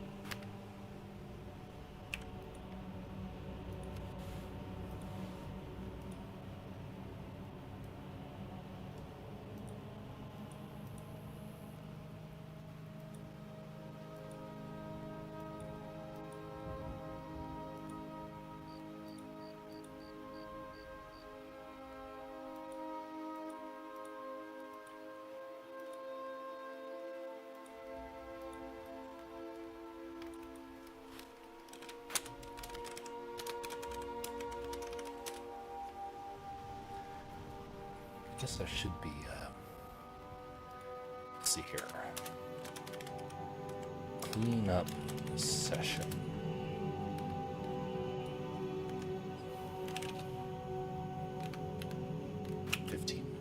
Yeah, will probably work out just fine. Right. These letters. Man, these letters are ugly. Let's just try and link this, see what happens. Link materials.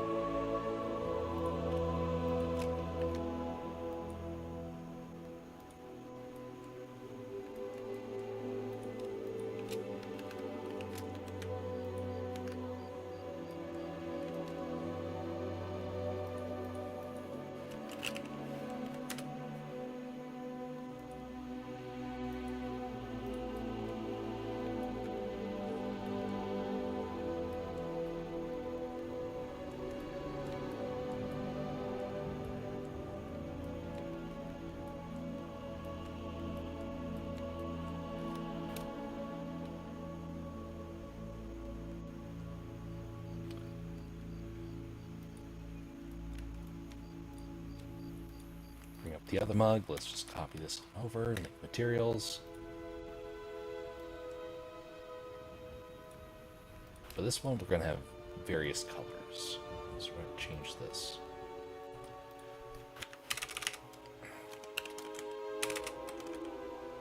Multi-color.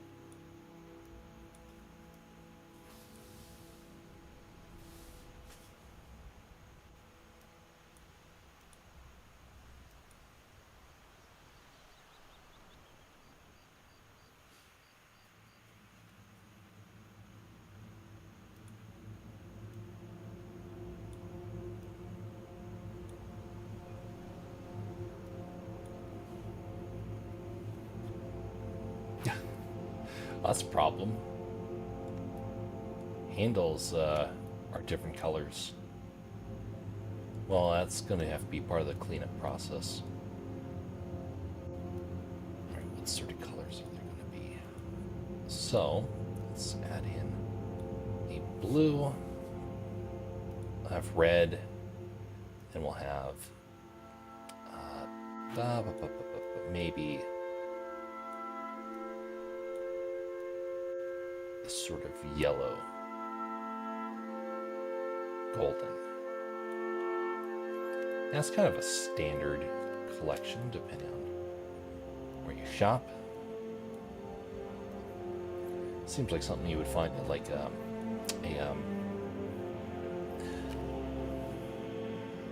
some sort of vacation destination. Seems to be some standardized colors compared to that.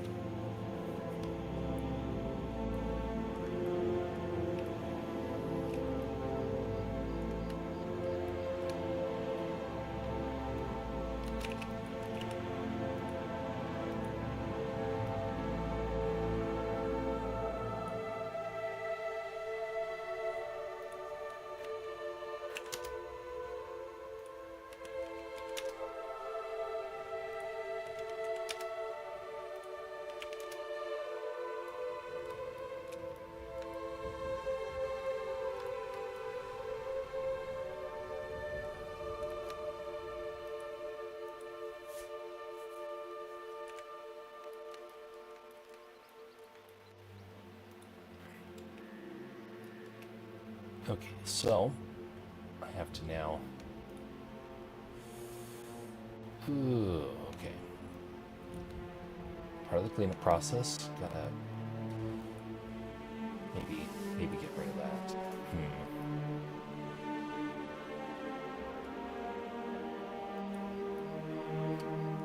Get rid of that color there.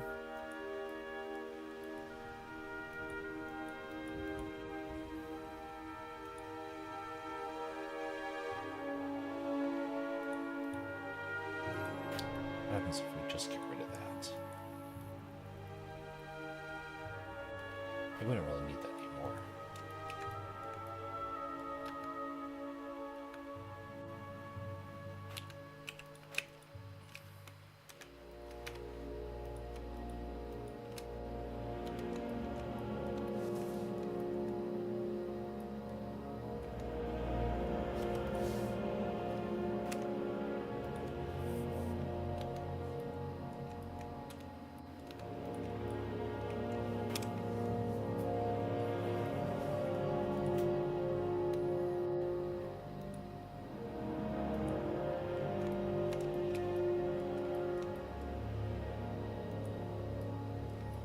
There we go, now they're uniform.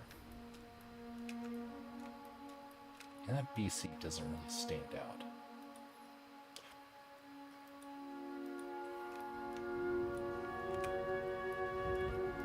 So how about let's change it to another type of ceramic. We'll make this white.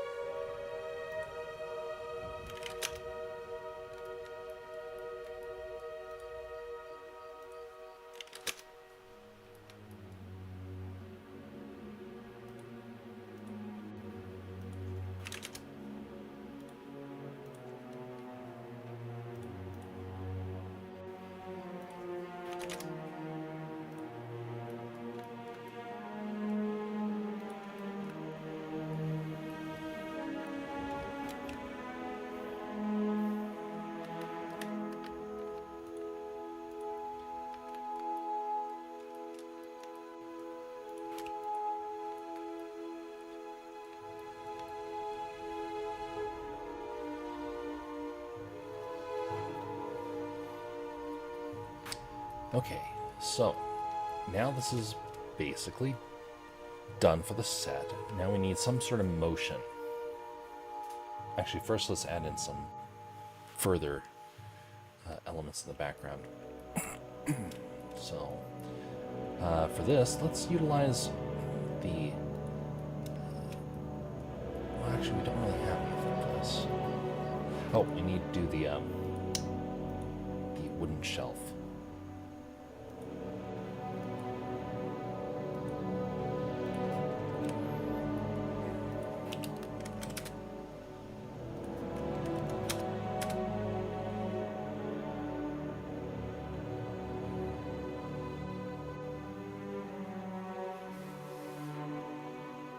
That's probably going to be the better type of wood for this.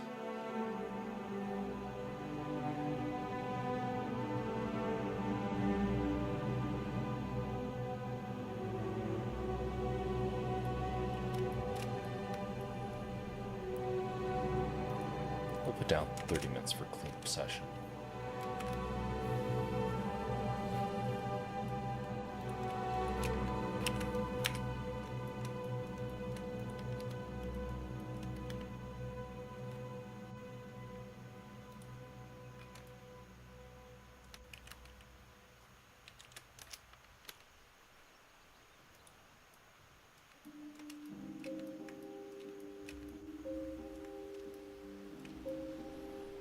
That's decent. I like that.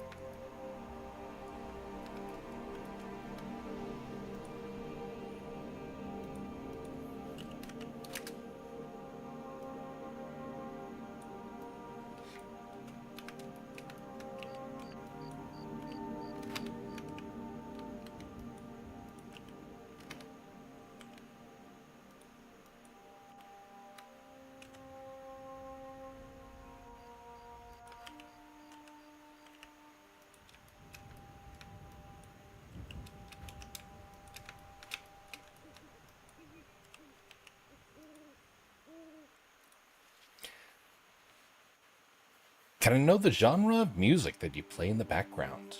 That would be Skyrim. Greetings, Prison Animation. Hope you are doing well.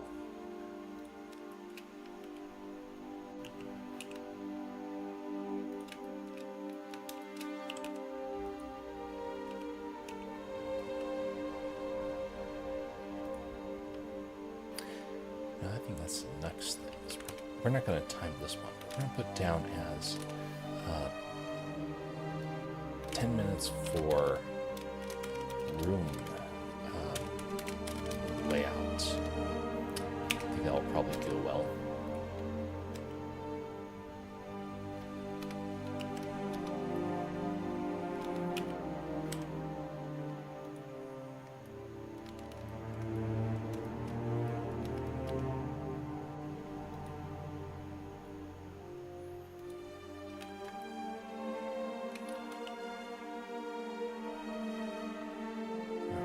Should be the right scale.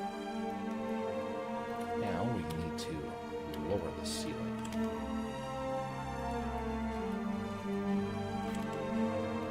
To about maybe there.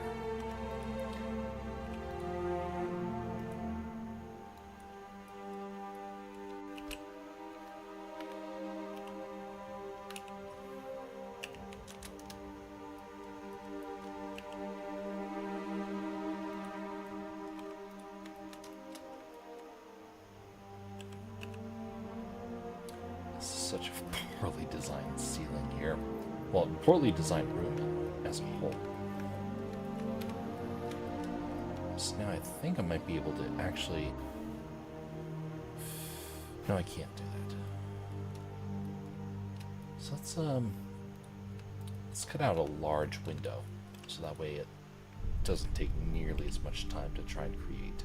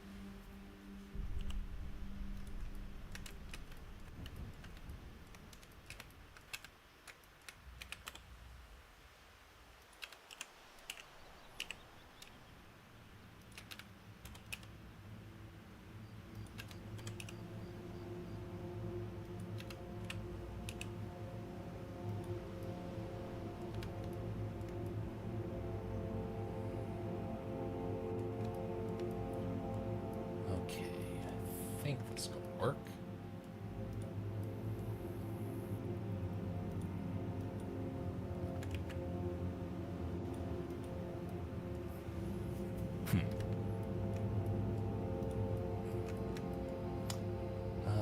Bring in glass. What sort of glass options do we have here? We don't need it to be super clear. We want it to be actually kind of a little murky because we don't want people to see beyond it. And we'll go with this one. Should be decent. Add some thickness to it. There, nice and frosted glass.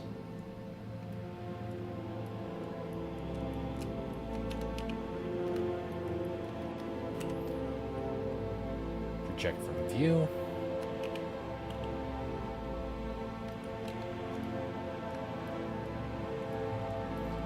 Now, let's see how this looks here. Oh, we need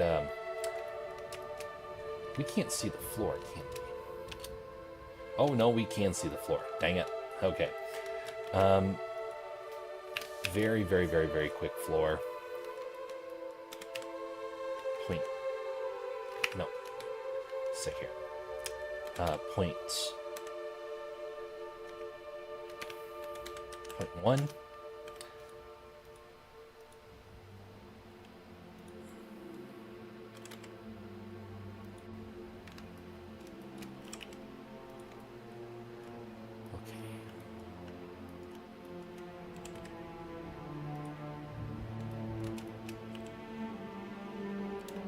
Put it underneath here, and now array. Want this to be relative, so let's move it over to the corner.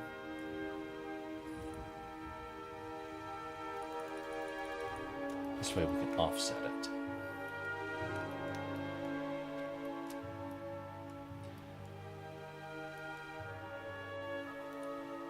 Duplicate.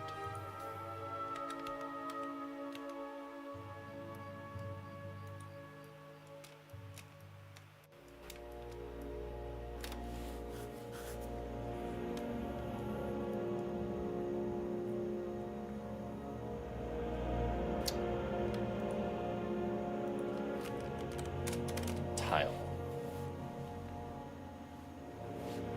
Oh, interesting. Just do one of these, actually. I didn't realize that there were so many good tile textures. Okay, let's do that.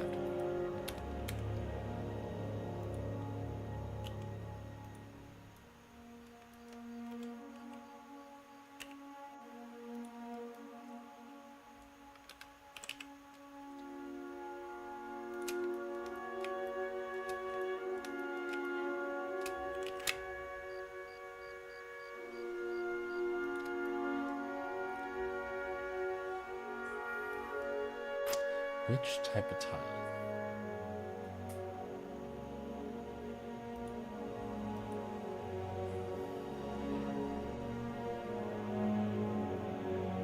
It's got to be somewhat nice. They call it goofy.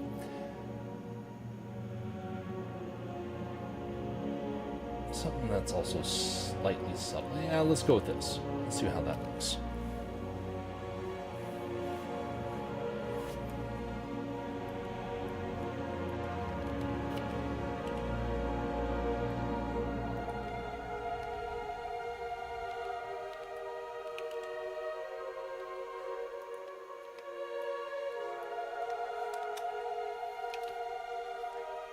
Yeah, it works.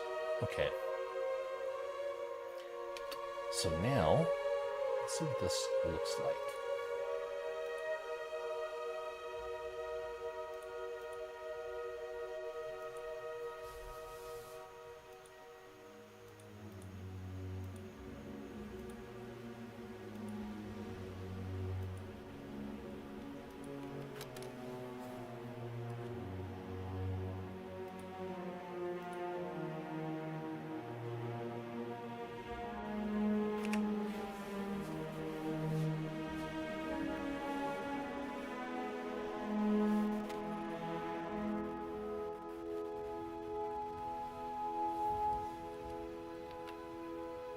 Okay, too dark.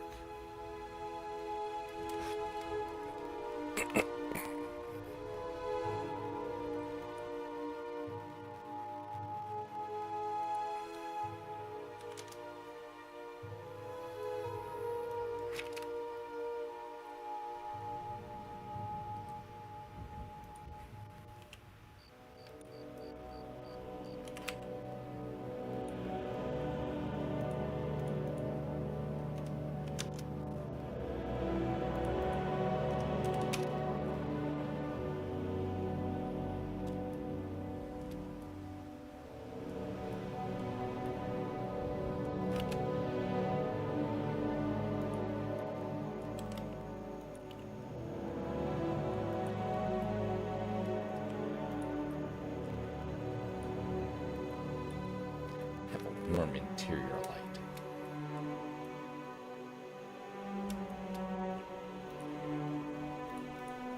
Times 100,000. There we go. Divided by 2.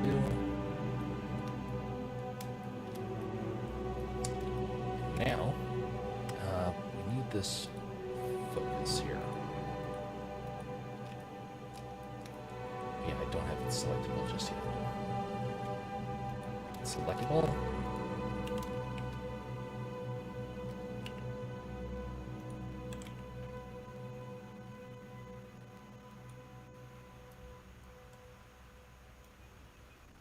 This is going to be our focal point.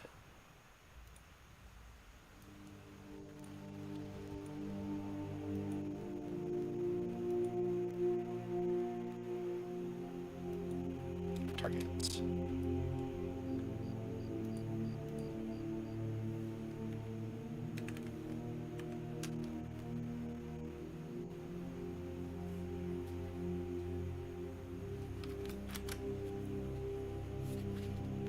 Save that. Duplicate this. And let's add some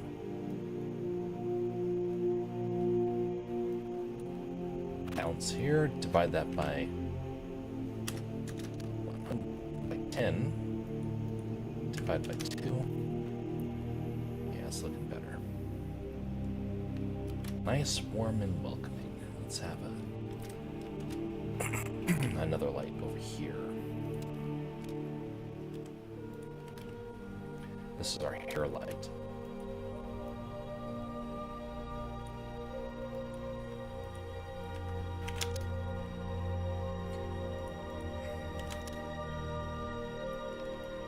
Or a rim light, as it's also called.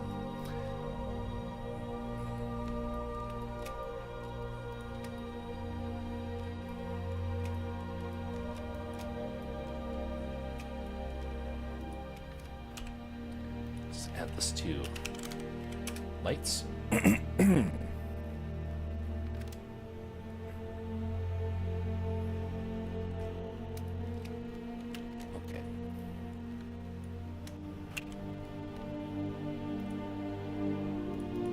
Stronger.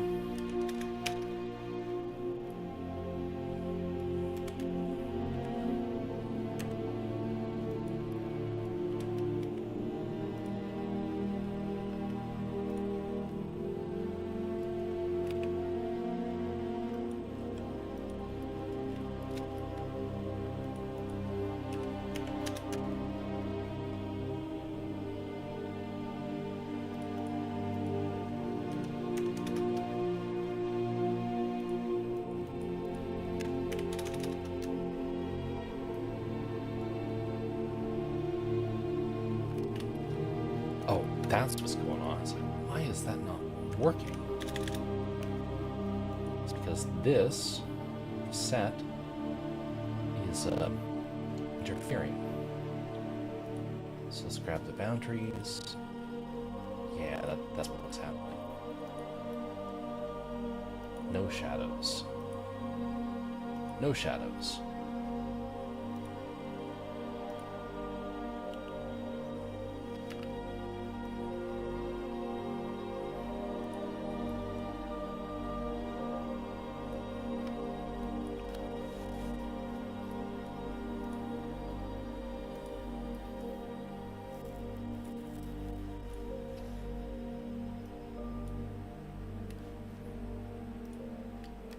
There we go, much better. Divided by 10. Divided by 10 again. Divided by 10.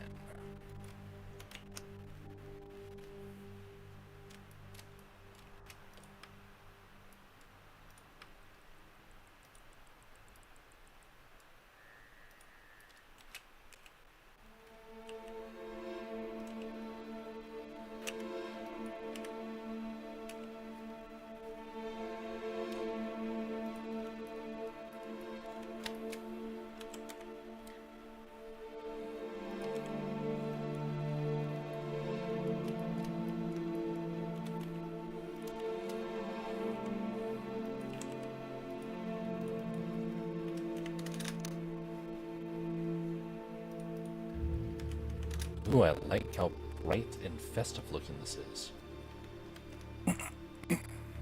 Let's bring back how bright that is. There we go. And now, we're going to add a simple plane. This is how sophisticated our background's going to be. You don't need to see it right now. 90.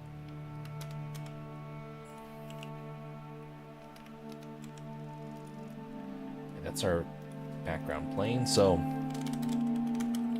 background light,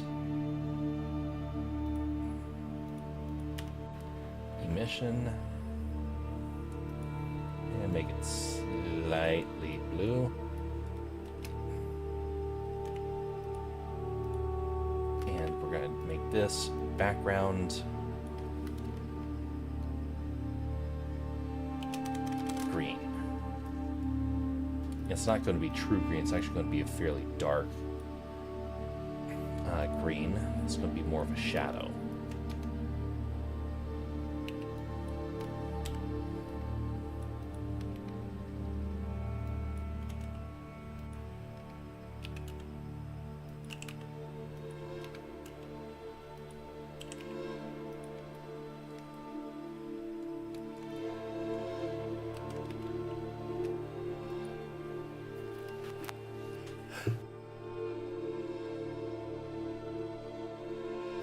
Oh, golly.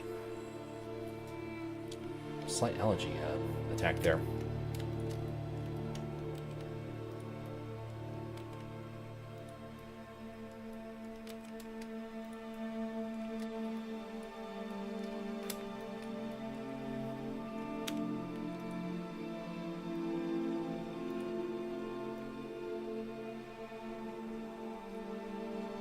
Greetings there, Bastion. Brings in a dancing dinosaur. Mm-hmm. How you doing, sir?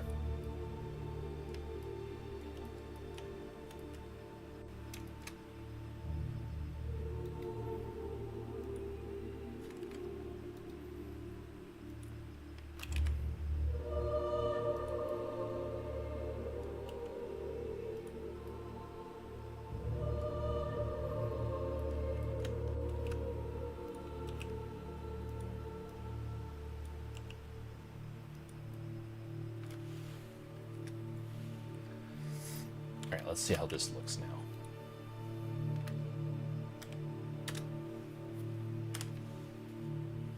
Just woke up from a food coma.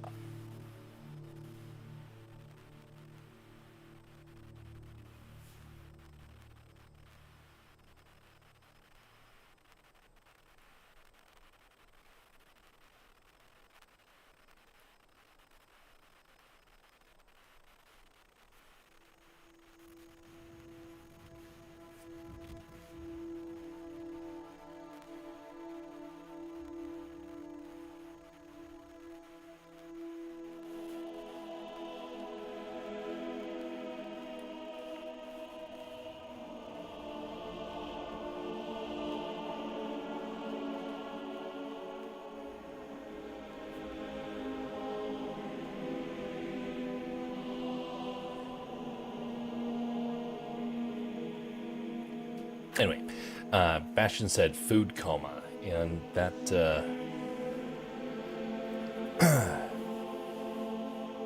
reminded me about waking up in the middle of the night when I was a kid and thinking that there was such a thing as midnight snacks,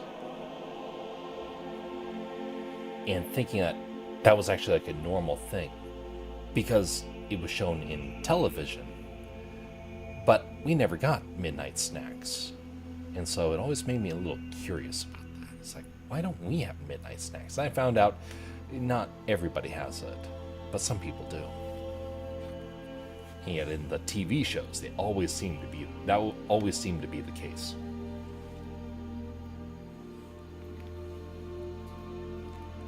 Parents' anniversary, so there's been a lot of treats. Ah, dandy.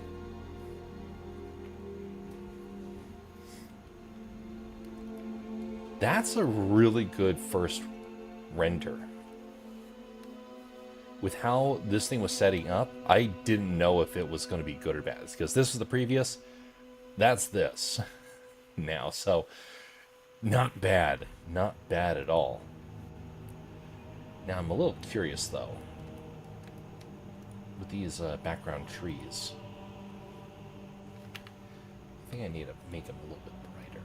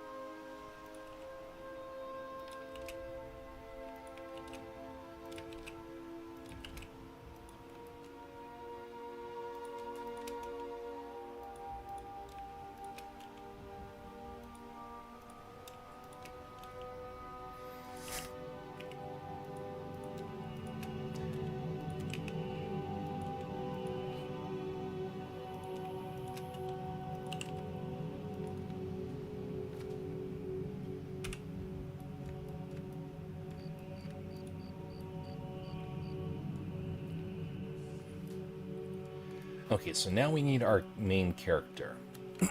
This is the last part of this process. Okay, so now I don't know what it's going to be. We just need something to add life to the scene, because we're moving we're moving past it. Is it a bug? Is it a coffee bean? Does one of the mugs have eyes that open up and then close? What? I want there to be something to give life to it. I'm going to walk away from my PC for a moment. And then we'll make a decision when I get back. In the meantime, feel free to watch an animation here. All right, just a second. Let me pull this up because the settings got moved around here.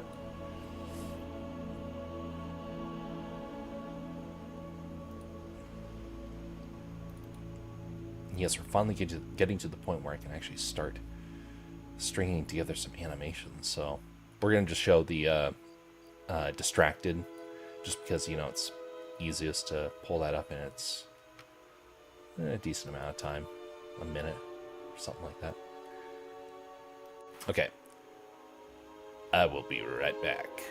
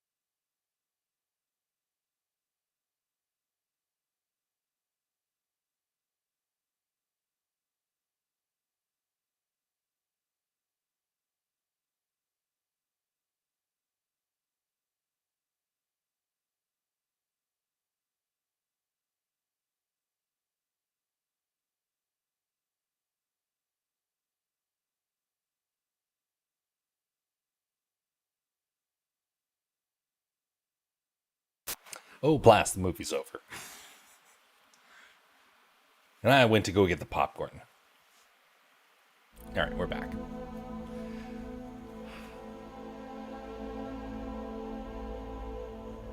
So, characters. A tad bit loud. Fail. Okay, well, let's tweak that so that doesn't happen again.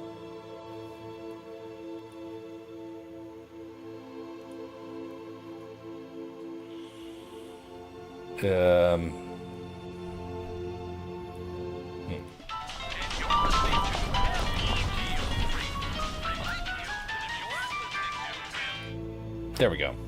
Now it's preserved for the future.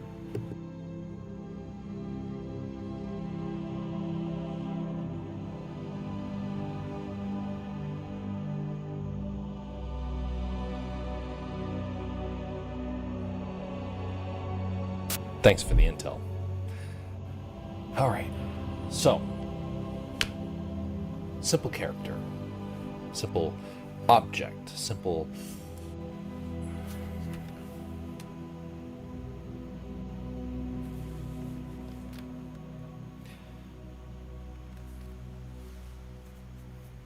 bug, toy,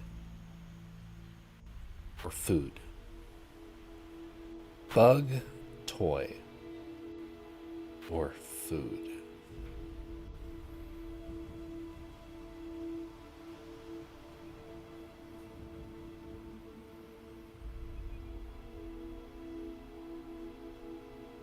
The easy thing to do is get the Lego character in here, but this has to be made within a very, very short amount of time.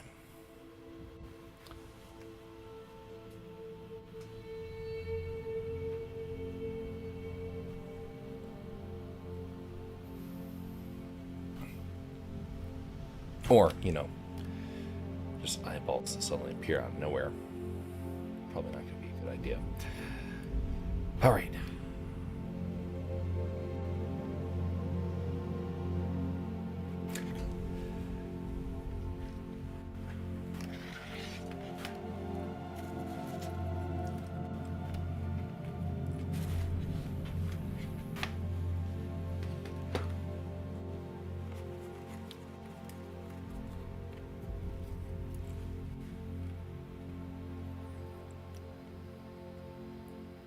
Could be an origami character.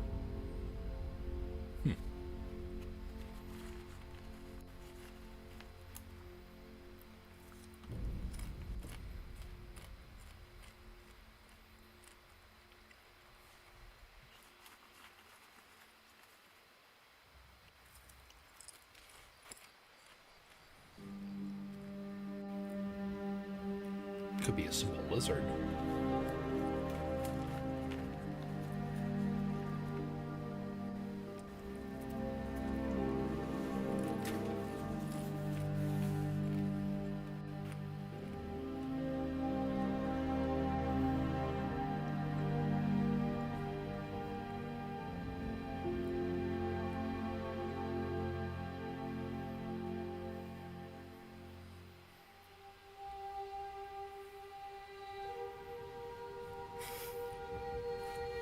Throwing Bob the Tomato.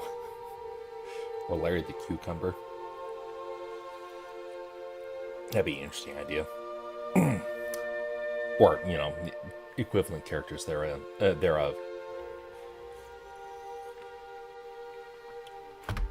Let me think back to some of the old story ideas I had.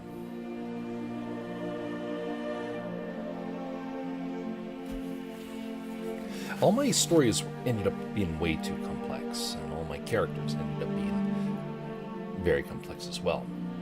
But there's a couple that were simple enough to be able to use for moments like this.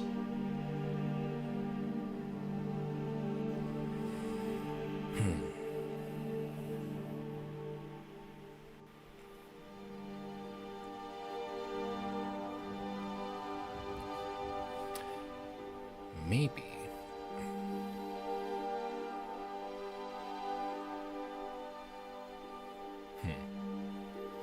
Maybe it could be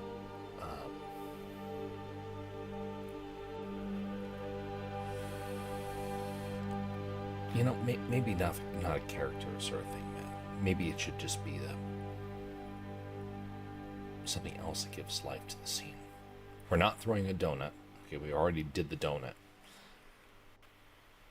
Let's do something that adds 2 bones to it, minimum.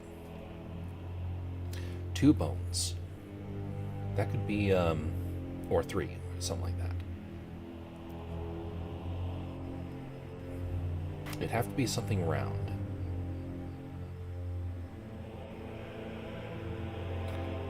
Or worm-like, or round is probably going to be more friendly-ish.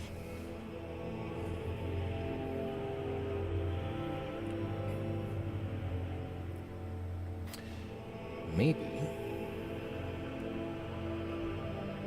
I made a really dumb character a couple of years ago. It was a marshmallow character,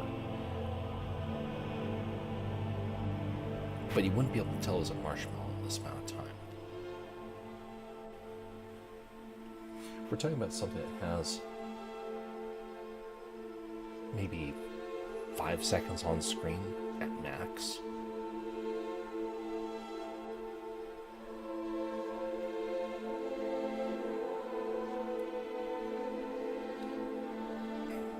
Maybe it's a motion graphic. Yeah, no, that would actually work. A motion graphic that just goes twirling across the scene.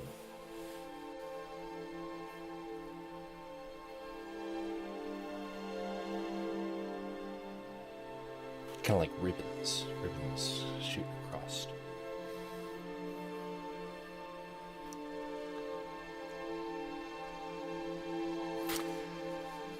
We'll think about that for just a moment longer, because I actually want to add in 2 more things to this. Because, let's see here.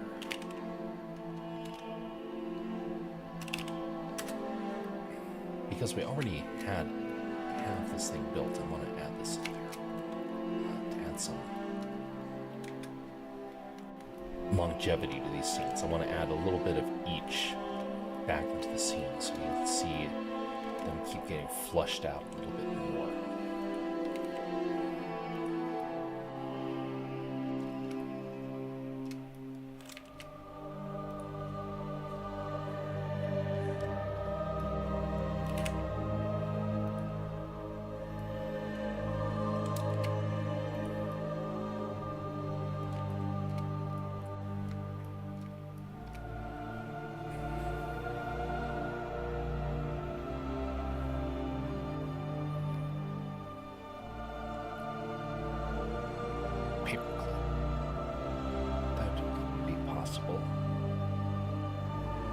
Again, how would that fit? Could be a pencil. Pencil comes across, sees the price, and slashes it out. I don't know how to do that easily. The only way I know how to do that is actually a fairly complex system.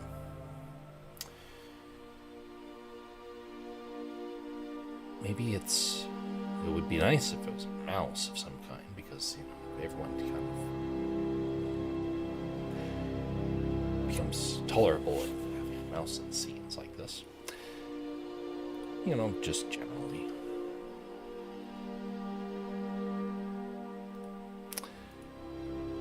I would make a poll, but not enough to really warrant that. Alright. Let's come up with, let's just type in,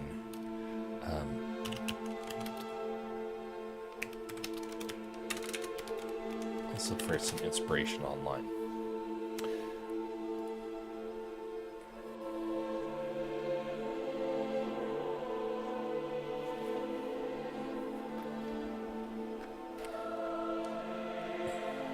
Oh my goodness, the number of people doing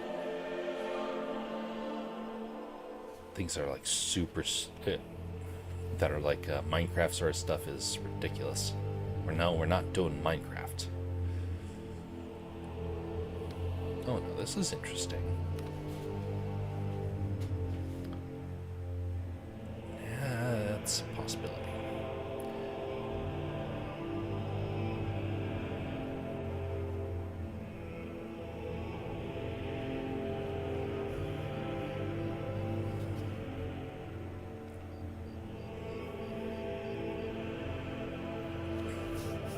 Let's see, what is a character that would fit well with clay?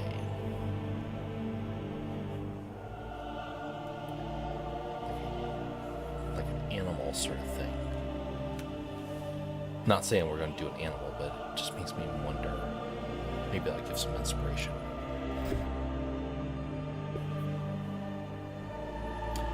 Okay, everyone's doing like these super low poly weird sort of characters. A lot of people doing things that are far more complex than just a simple 15-30 minute challenge. And then there's, oh, wait a minute. Yes, that's right. Okay, I think I got something here. Uh-huh. All right.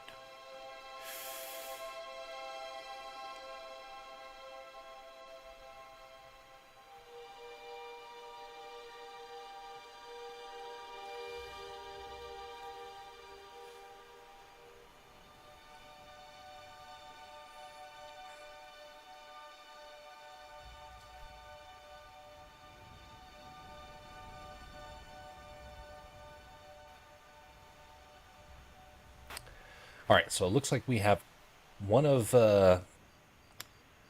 these options. A little bird, a little frog, or a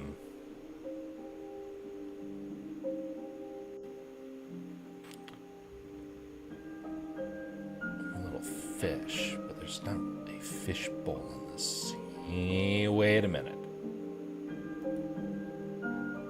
Oh, that's it. Okay, it's going to be fish.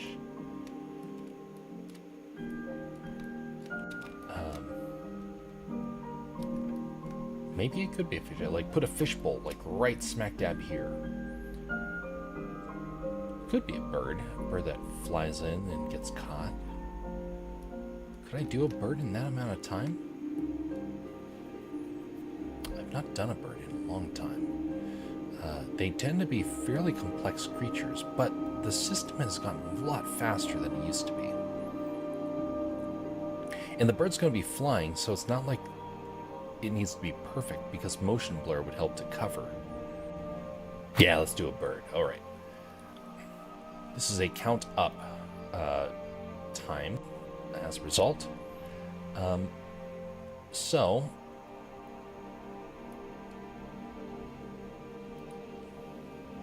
stopwatch.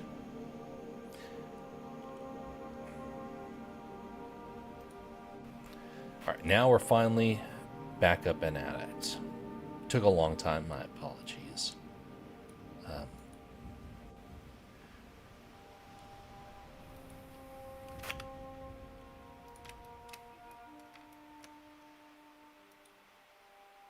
Okay, let's go back over to objects. Everything else is hidden. We're going to call this bird. Okay, starting the count up. 3, 2, 1.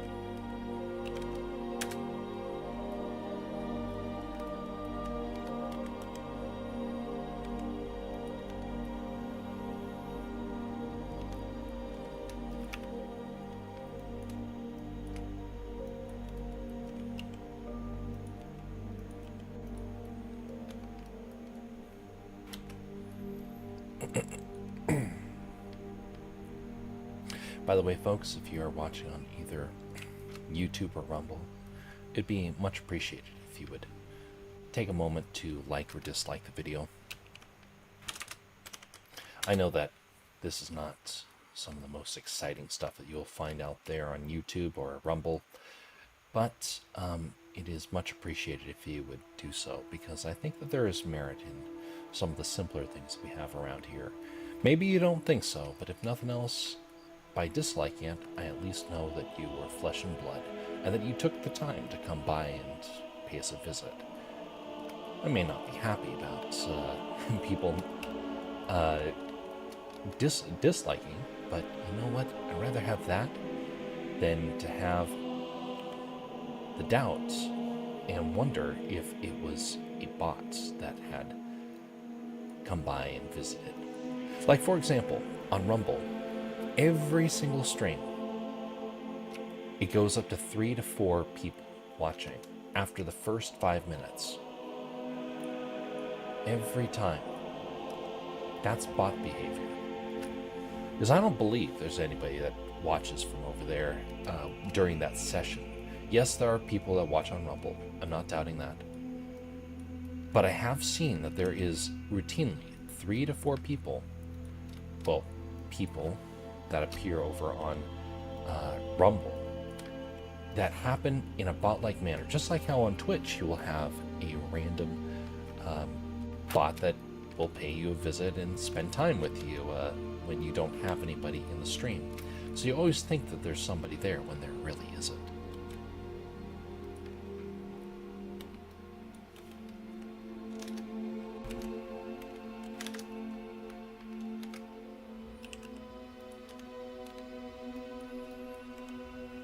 But by liking and disliking, you give me at least the understanding that you were here, and that you found enough interest to at least show that you were here.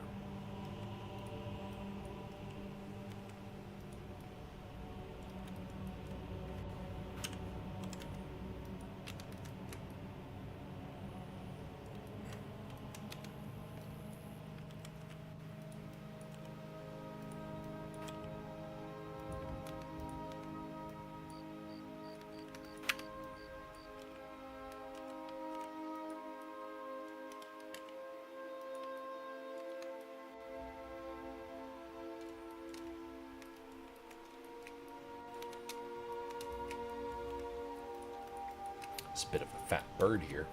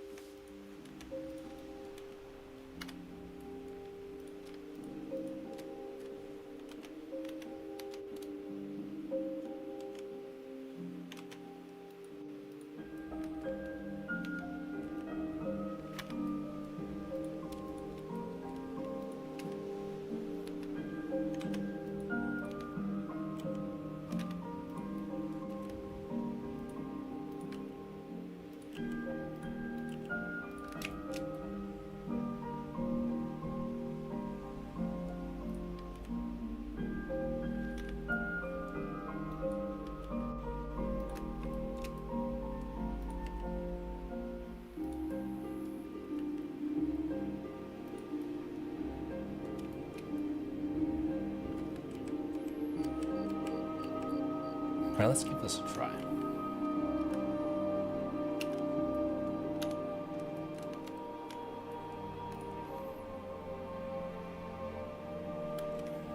Okay, I've never tried to link a rig like this inside of the Blender file that I'm working in, so we'll have to see how this fares.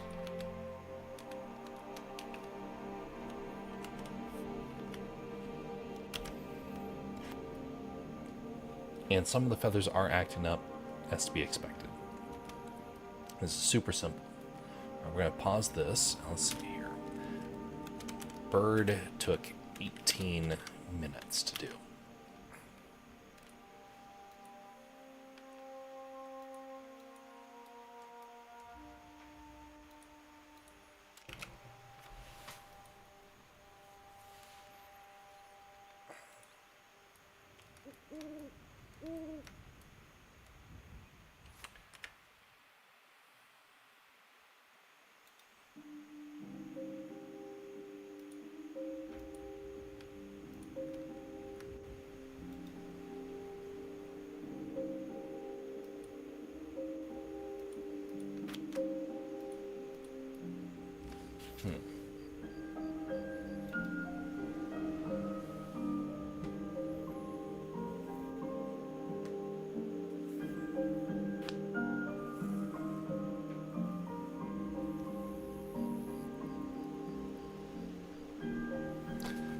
What am I doing wrong with this?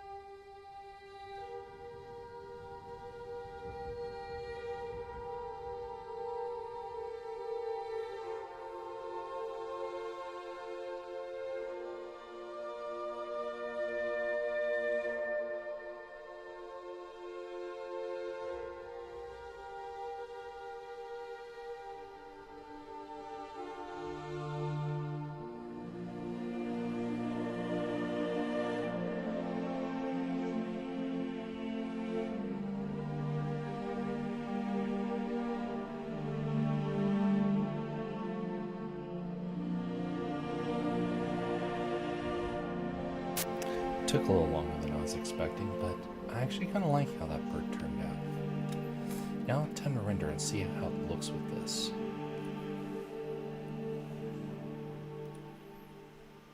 Add some motion blur into it. Actually, let's save the iterations here.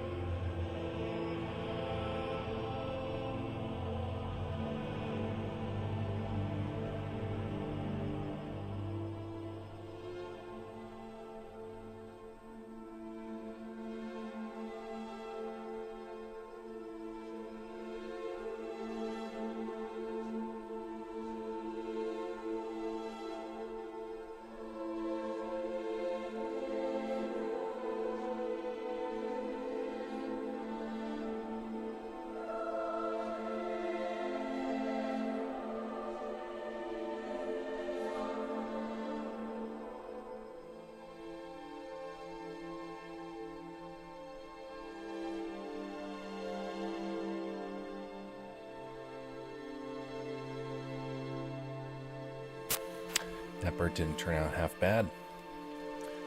Of course, the real test will be to render it out. Well, that is what I'll be doing. So, we're going to be calling it there. This has been quite the test. I think we're ready to start making the offer for other people to join in.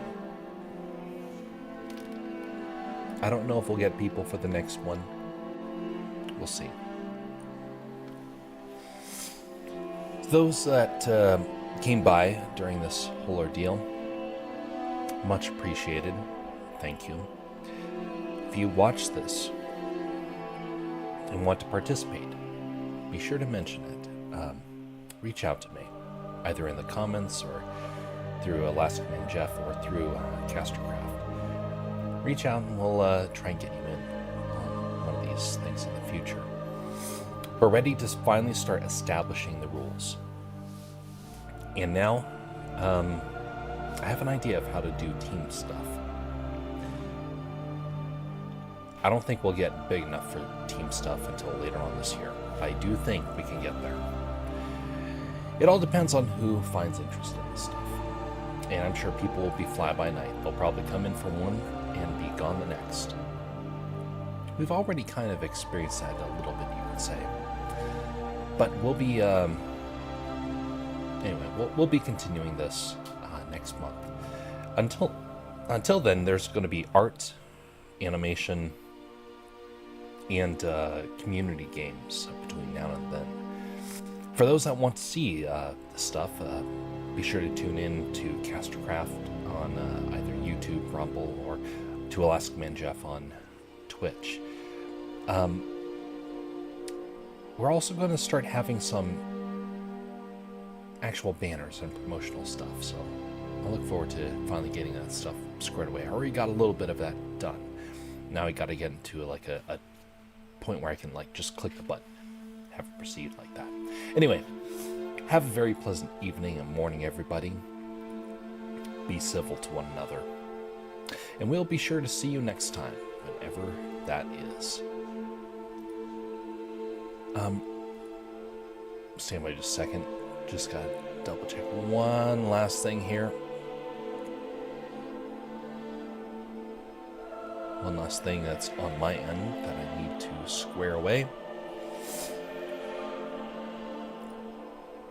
And also be sure to mention if you come up with ideas that you would like to see done on these streams. Whether it's something that you yourself want to do or something you want to see a competitor do. Look forward to seeing that. All right, until next time, folks, have a very pleasant evening.